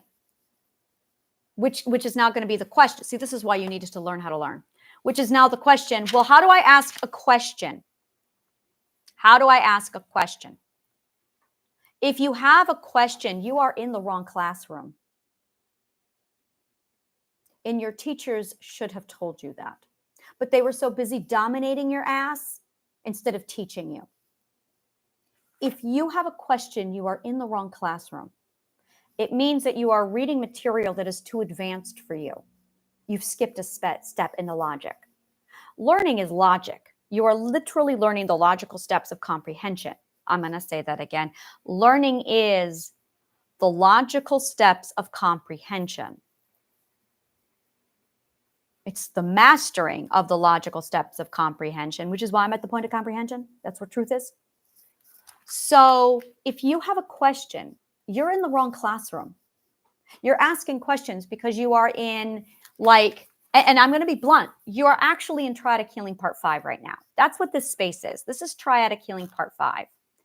And I'm well aware that I am teaching Triadic Healing Part 5. And I'm sitting here going, yeah, that's right. This is Triadic Healing Part 5. Try to Killing Part 1 is over in my classroom. Go get your ass over there. So now you've got a lot of people who are there going, oh, this is Try to Killing Part 5. Well, where's Part 1, 2, 3, 4, 5? Well, that's my point. The problem is when I was talking about Try to Killing Part 1, nope. There was just no getting through anybody. No one wanted to hear about mental health. No one wanted to hear about your subconscious mind. It was fascinating. And the people who did want to hear were the arrogant fucks who thought they had all the answers, and they came here to teach me. No. So, yeah.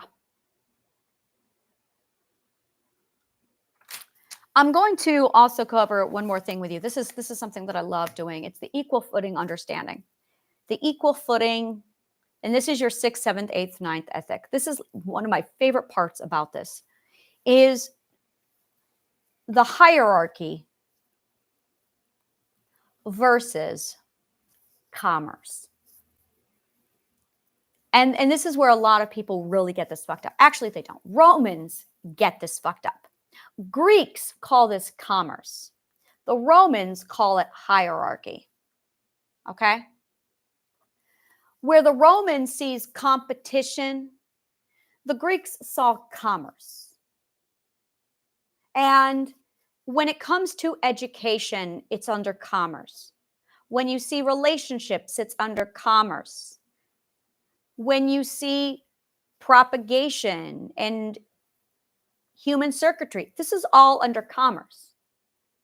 But the Romans saw everything as hierarchy. Everything was hierarchical. So I'm sitting here talking to you, and I'm in a commerce mindset. You might be in a hierarchical mindset. That dip fuck who decided to leave a comment last night was in a hierarchical concept. He's like, oh, you're up there. No, dipshit. This is called commerce, you stupid fuck. It's called, you don't have to be here. You can leave. You're in my space, dip fuck. So if you are thinking there's competition, you're Roman. If you, and this is really it, you have equal footing. So imagine you have, well, a stage. Now I'm going to stand up on the stage. Now I am not going to talk to you now because I'm on stage. So you are now dead to me. I'm going to do this instead. I'm going to go this way.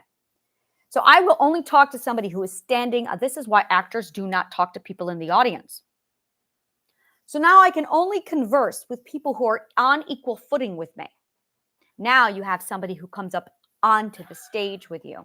Now you can interact with them because you're on equal footing, which is why you are now ignored, is because you're not on equal footing with the actors. I'm so glad I have a coffee table for the cat to just stretch on like a bed. Like he is just, the churros has now twisted itself into another direction and is elongated the other way. And the fuzz is just.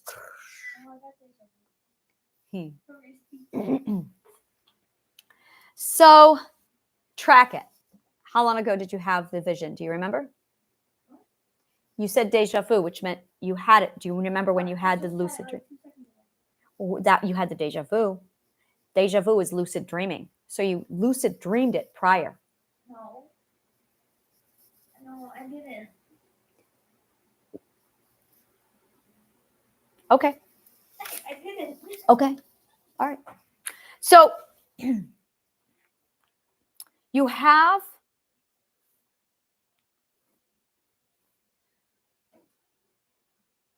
this equal footing where you're standing, and you can only interact with those who are on equal footing with you. You can only interact with somebody on unequal footing. This is commerce. So I'm now standing in a shop. You come into my shop. Now, I have no idea why you're in my shop. So I'm going to be like, why the fuck are you here? And I would have made it clear, I am here to sell you knowledge. And that's it. Just knowledge from the ancient Greek educational system. That is the only fucking thing that I am here for. The ancient Greek educational system. Now, in our stupid dumb fuck of a hierarchical world that is the Roman Empire, those dipshits think that if you're pretty, you're property. So that's a whole nother problem. So I need to make it very fucking clear that I am here for knowledge in ancient Greek educational systems only. So now you come into the shop and you've got to decide if you want this or not. And if it's not, then fuck leave. So now you have the option of, do I stay or do I leave? Now, if you leave, it's not a problem. If you stay, you've chosen. So now we have a connection. You are here for the Greek educational information that I have to use it for your own fixer-upper needs because the world is a shithole and you have finally called uncle and can't take it anymore. But because I come from the ancient Greek educational system, we do things differently here. I am a BDSM witch physicist. I'm never going to get sick and tired of saying that. BDSM witch physicist. That's what I am. Because in order to give you this information, it can only be given to you with consensual domination and your submission. Because that's the only way we can connect, is through submission. There is no other way to have a teacher-student relationship. Submission is required. So how the fuck do you integrate or interact with someone that is a very clear, dominant, submissive relationship with consent? How do you get that done? I already have the answer to that. But this is like a huge, how do you do it? Well, first you have to be fuck honest about it. You have to be truthful, which is why I've got the BDSM witch physicist here. And it's understanding that learning is absolutely about humiliation. Now, there's two types of this. Either you can be humiliated when you walk in the door, or you can be humiliated so you walk in the door. But there's a good chance you are not humiliating so you walk in the door. No, you are not here because you heard about me somewhere else and you went, oh my God, I want to learn. No, I know you're here because you're curious, probably more than anything else. So, which means you haven't been humiliated yet. I don't know. Maybe you have. I don't know. I have to assume that you haven't been because you sure as fuck did not get this information from word of mouth. Now, believe me, once everything starts passing through word of mouth, then I can stop this and switch it over to a different kind of education, which I will be doing, which I already have planned, which is already over there in the works. However, until then, I have to assume that you're here out of curiosity, which means void of humiliation, which again is why I don't allow engagement or comments. It's because if you're talking, you're not learning. So if you are here and you don't understand something, it's because you are in the wrong class. This is an advanced class for triadic healing. This is the most advanced class for triadic healing. Why am I giving you the most advanced class? Why? Because I'm talking about magic. Because this is my future present. And my future present is right here. However, it is not my past. I've already done my past. My past is over on my website and you can go grab that shit and it's all fine. But for now, I am here in my future present, which happens to be a really fucking advanced triadic healing class. So if I say something and you've got lots of questions, you seriously have a problem because you are learning out of order. In order to learn in order, you need to learn how to learn. And it's already built inside my Triadic Healing Part 1 class, which means you're in the wrong place. You shouldn't be here. The only people who should be here on my YouTube channel are graduates of Triadic Healing Part 1, 2, and 3. I know that's not you. So I'm sitting here looking at this going, okay, all right. Now I've got a bunch of dip fucks who are coming into my space, learning from Triadic Healing Part 5 without accomplishing Triadic Healing Part 1, 2, 3, and then they decide to try and advise me. Well, I know you're stupid. So that asshole who left the comment last night was really stupid. I'm going, right. Because the shit that I'm talking about here is absolutely like Part 5 of everything I've already done.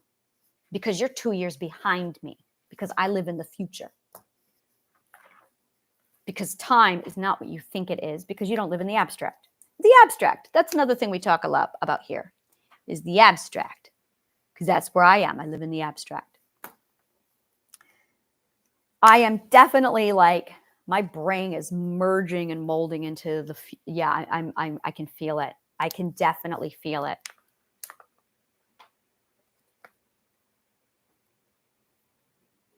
I feel it. Should I be concerned?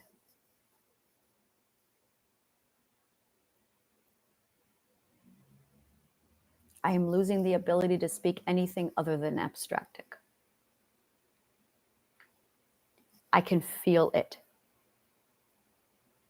The mindset is coming in now so strong in me.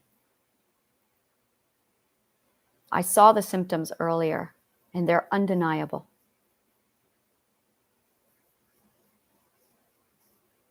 My mind is literally completely removed of all Roman narcissism. I can't even process certain things anymore, basic things. Like someone asks me what I do for a job, and I'm confused. I don't understand that. Somebody will say something to me that implies an income. Entrepreneurs don't have income. But now I've been so removed from the system that I'm going, what the fuck is an income? What does that mean? It doesn't make sense to me. So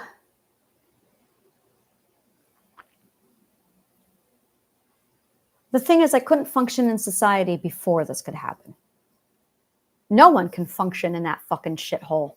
None of you are functioning. That's why you're all shutting down.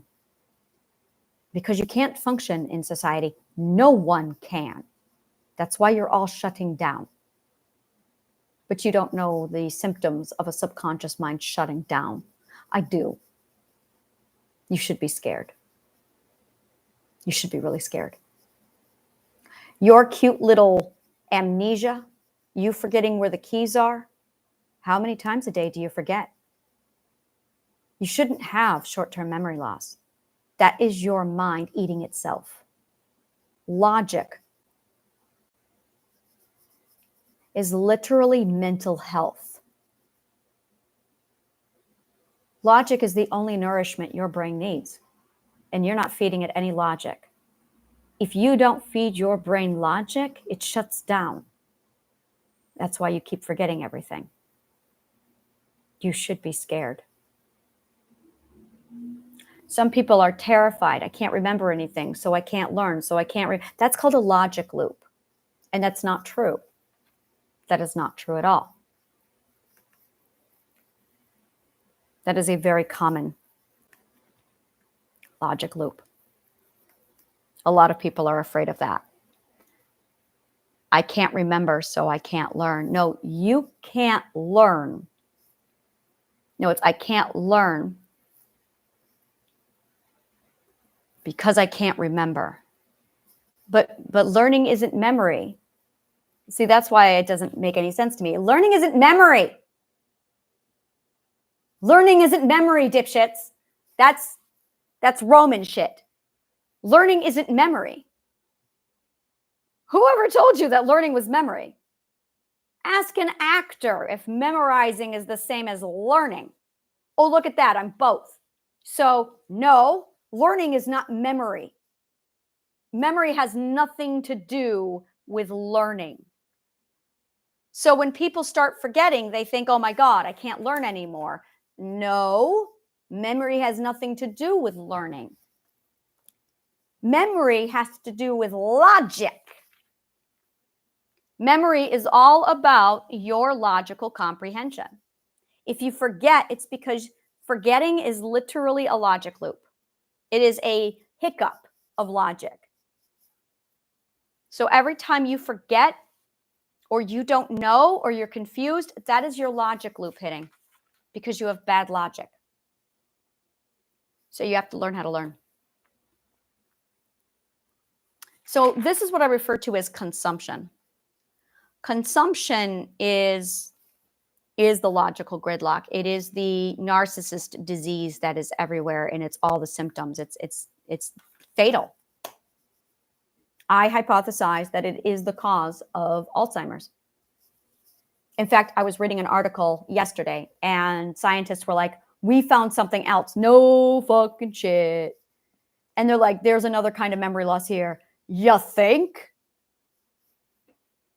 And they started to do the science to put together what I've known for like 2 years. And I'm going, come on, guys, you can do it. And what's funny is the psychologists aren't paying attention to it. Dumb fucks. So it's like, okay. Like it's at a point where I can't even go through my Google feed anymore because I'm just like, oh, okay. They're still stupid. That's it. You're still stupid. Okay. We'll get you there. So how to remove your stupid. That's really what this comes down to.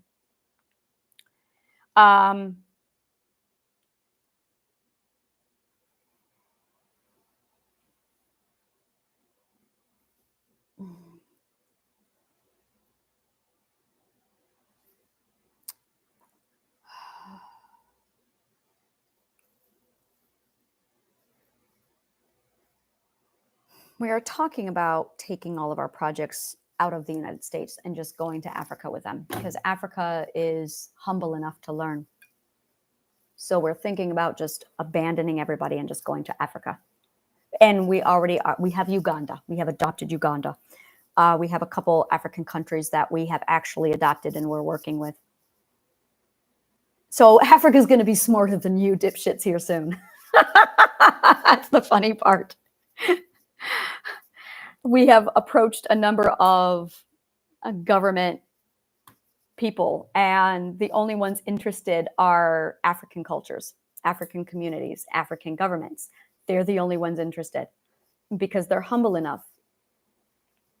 So it's really, really fascinating. It's like, wow, okay, all right, let's do it.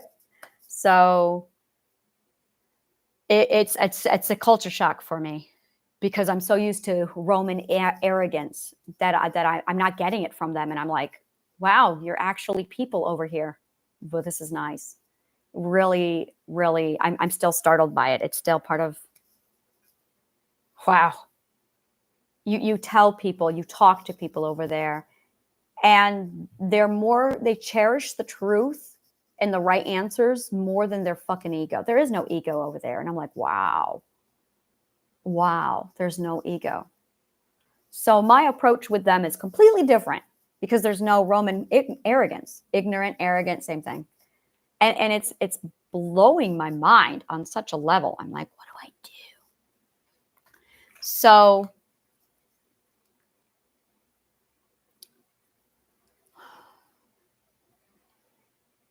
I feel like I am pushing through this last of sludge to get to this moment.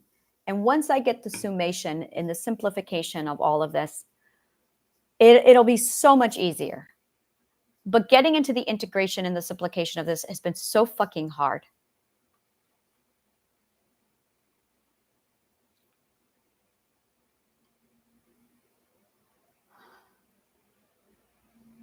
I can feel myself pushing through my own lack of knowledge. Like there's a point where I can feel the knowledge end and I'm at the end of it and I'm going, all right, I have no knowledge from this point on. And this is it. You either are at the end, the edge of knowledge, or you're stuck at a placeholder. And people who are stuck at placeholders argue because you're trying to sort out your logical loop without knowing anything about logic. So you get stuck on a placeholder. It's why people argue about politics, is because there's a placeholder there and there's a logic loop. So they keep arguing the same thing over and over again. If you keep bitching about your husband or your ex, it's because you have a placeholder and you're arguing because you're trying to figure out the logic of it, but you can't figure out the logic of it because you're that fucking stupid. If you have logic loops, you're stupid. If you have memory loss, you're stupid. If you have placeholders that you defend, you're stupid.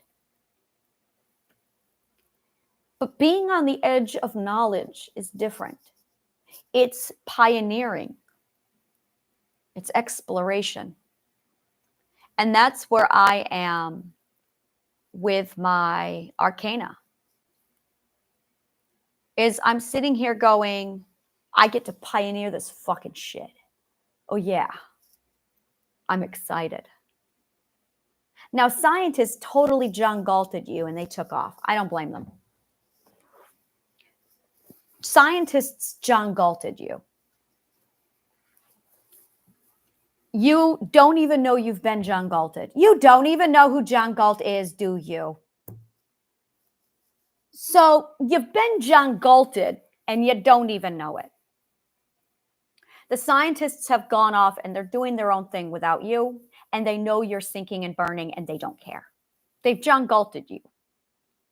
And I'm sitting here going, do I John Galt them too? And I got my friend and we're both going, I thought about John Galting. Oh, yeah, we thought about John Galting them. I didn't. I built you a life raft. It's called Triadic Healing. Whether or not you're smart enough to actually go do it is you. I don't know. I don't know. I don't know. So I'm going, okay, I have built them a life raft. And he has not built them a life raft. What he has built for you is an actual, like, oh, he's doing it. And I'm going, all right. Actually, I'm doing the mental health part. He's doing the whole cleanup around the planet part. That's what he's doing. He's cleaning up the planet. He's fixed the financial problem and poverty and hunger. And I'm fixing the mindset in the subconscious mind. That's what we're doing. That's what we're doing. That's what we're doing. We're both like, all right, there it is. I'm fixing the mental health, and he's fixing the financial, the poverty, and the planet. And we're going, all right. That's what we're doing. The problems are solved. You're just too stupid to actually accept the solution. And that's the interesting part. Everyone's going, what are we going to do? What are we going to do? Dumb fucks. It's already solved. I've got mental health down in education, and he's got financial poverty and the planet all taken care of. It's done. Everything after that is going to be consequential.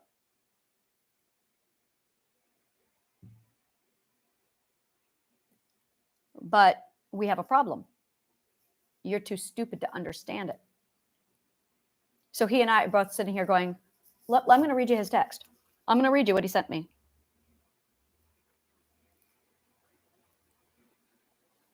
I hear you 100%. Break through the stupid. Yes. How? When they don't even know that they're Roman. Here's how. So he's proposing. Start where they're either not Roman or they hate Rome already. Who is a function of where they are. By following Paragkana in the future is Asian, I very rapidly found the hungry. Here's where they are, and they are responding without me trying. They are quoting back to me my words that I never even shouted to them. Yep, Africa. It's MENA and East Africa. The future is Africa.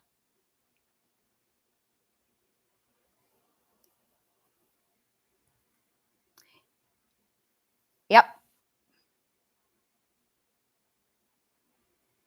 Yeah. So we are literally just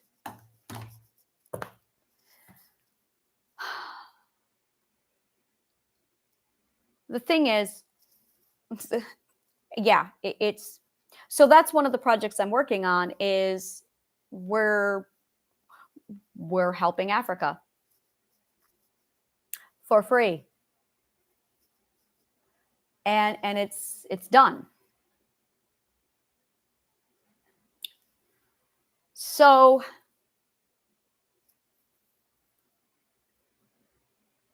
because they understand what we've got here. It's an amazing country. It's just so amazing.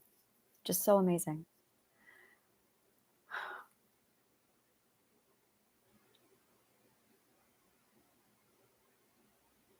Literally everywhere where the Roman Empire has been contaminated is dead. It's dying. And Africa's not Roman. So we're good.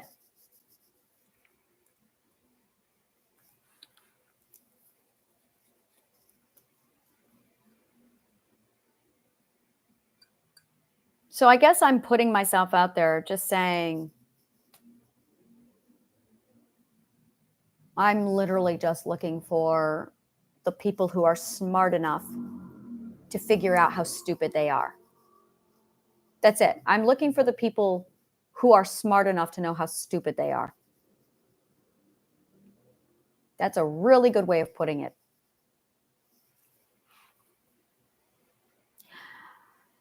I am looking for the people who are smart enough to know how stupid they are. I think I finally found it. I think I finally found it. And my problem is when I started to run the numbers and the statistics, I went, wow, there are not a lot of you.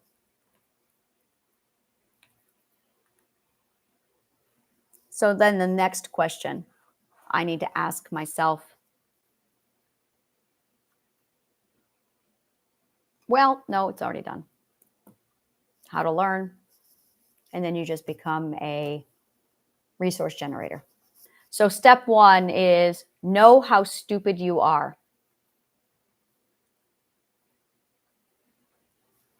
And then step two is going to be, well, once you know how stupid you are, you learn. So you learn how to learn. And then after that, you become a resource generator. And that's it. Those are the steps. And then you become a fix-it person. You become a fixer-upper. That's it. Know how stupid you are. Learn how to learn. Become a resource generator. And then become a fixer-upper. How would you fix the planet? That's it right there. That is it. That is the plan. Well, that is what we're doing. Know how stupid you are, learn how to learn, become a resource generator, and then fixer-upper. So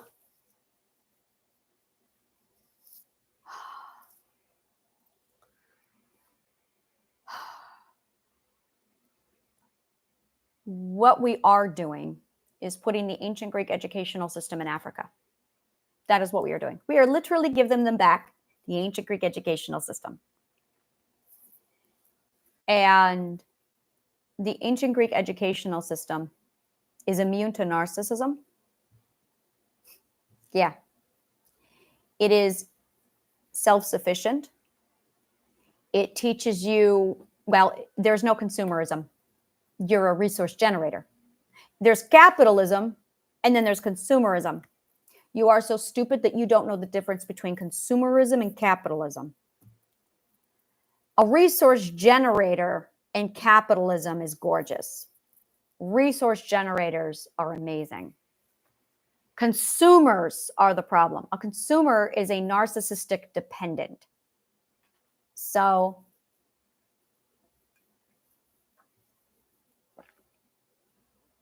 the ancient Greek educational system prioritizes knowledge and truth above all else. There is nothing else. There is only learning. Because they know that learning is nourishing the mind, which is love itself. It's the feeling of love. And it's the only time you can feel it is when you're learning. It's why after you have a fight with a partner and you make up, you feel so good. It's not the partner that's doing that. It's the restoration of logic. It's the restoration of logic. You can feel logic. You can feel logic. You're just too ignorant, stupid. No, I'm going to call it stupid because it's arrogant, ignorant opinion, which makes you stupid. You're too stupid to even know that you can feel logic. That all the bad things that you feel inside of you, all the anxiety is illogic. But so I'm sitting here going,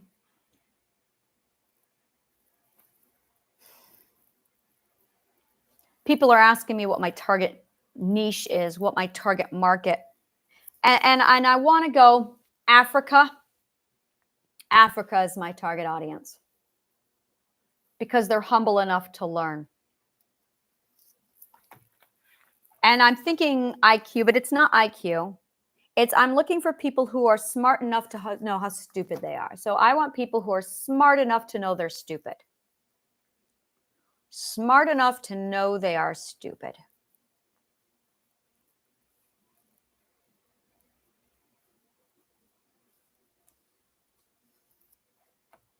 That will do a lot to repel narcissists. Narcissists won't come near that phrase. Smart enough to know they are stupid. Yep. Yep. See, narcissists love to claim that they're knowledgeable, that they know things, that they love learning, but they're not. No. Smart enough to know they are stupid, which means you are showing up with your mouth closed and your ears open.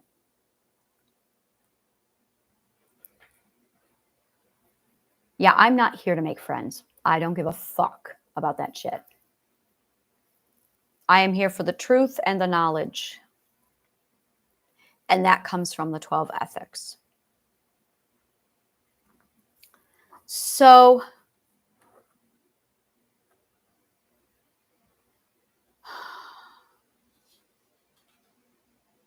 I think I have my direction now. I have a direction.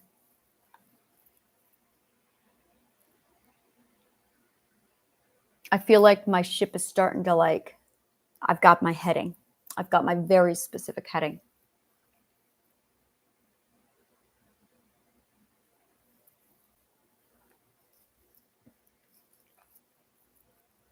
This is the part where they're like, what's your message? What are you trying to say to people?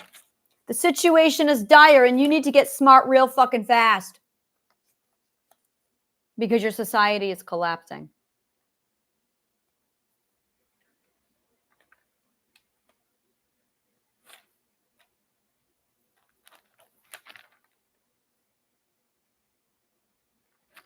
It's amazing. It just so fucking astounds me. Math is divination. Logic and linguistics is manifestation and spell work. Ontology is arcana. Biology is magical creatures. And chemistry is alchemy. Wow. My biology and chemistry is going to be a problem. Arcana is going to be my passion and forte. That is where I am strongest, next to the spell work and divination. So my forte is going to be spell work, manifestation, and arcana. Divination is going to be my third, which I already do that. That's just math. So that's also, yeah. So yeah, divination, manifestation, spell work are going to be my top. And then arcana is going to be second. I'm going to have to do work on alchemy, and then I can do magical creatures. So in order to pull alchemy off, I have to study chemistry. And then I can go on to biology, and then I can go on to magical creatures. I am so happy about all of that. Divination, I'm already doing. That's writing the logical code in both directions, being able to do projection on both sides, being able to clean up the logical code. Manifestation is part of divination. Linguistics and logic is first on that lineup. But if you don't have any art behind you, you're dead in the water because you need imagination. You have to have imagination for this shit. You cannot, yeah. So,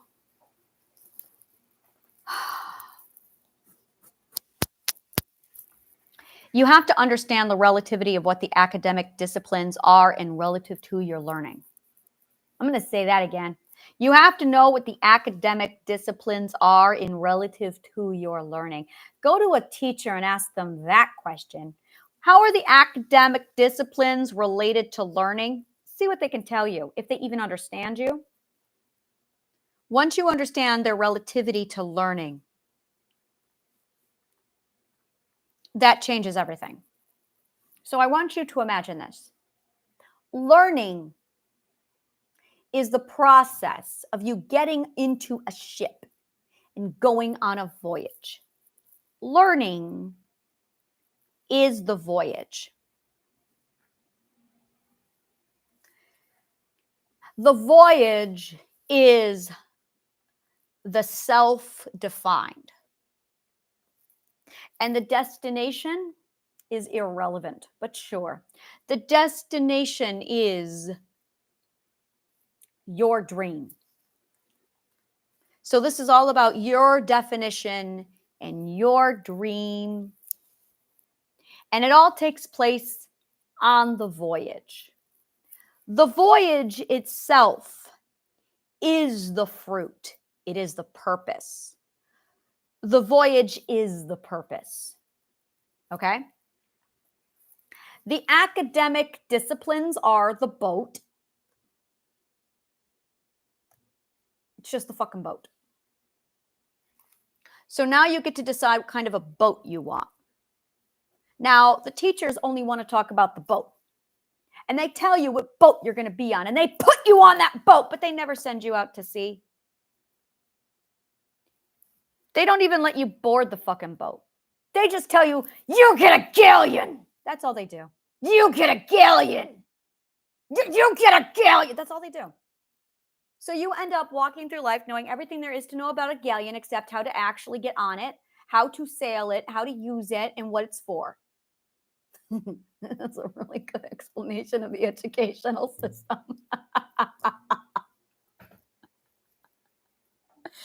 There it is. You know, Umbridge. You were taught by Umbridge. You realize that, right? 100% of all teachers are Umbridge. When are you going to figure it out? Your teachers were all Umbridge. Come on. Defense Against the Dark Arts. We're going to sit in class and read the book. Oh, you won't need to do anything except read. Yeah, you were taught by Umbridge. Umbridge is who built your curriculum. So you could be just like Umbridge. See, now you're going, oh, fuck that shit. Where's that ancient Greek educational system? It's on my website and it's free. It's under Triadic Healing. It's just Triadic Healing Part 1 and then Part 2. I also have 4 books. You can just go through and read the books. Give yourself about 3 months. And because it's, simplified, it doesn't take much time at all. Yeah, that's it right there. That's a really fucking good way of explaining it. Yeah, your educational system was built, designed, and taught by an army of Umbridges. Mine wasn't, because I figured that shit out and left. So, yeah, designed, built, and taught by an army of Umbridges. Your Umbridge army. Designed, built, and taught by the Umbridge army. Yep.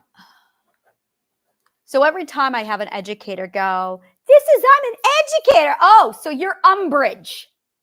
Great. Got your number. And then they open their mouths and they validate it all. And I'm going, uh-huh.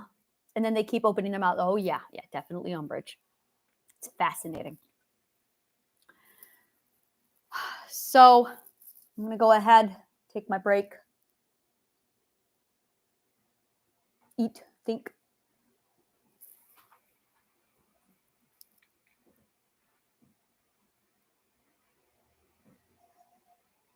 Yeah. Process. Just show me the next step. Show me the next step. I'm going to start taking my magic seriously. That's what that. Show me the next step. I'm going to start breaking down spell work. Show me the next step. Show me the next step. We need to start with spell work, linguistics and logic. Spell work. BDSM, witch, physicist. The BDSM witch physicist. Oh yes, but that's still going to be like, oh yes, the BDSM witch physicist. All right. Thank you. And may the truth always find you, because it will.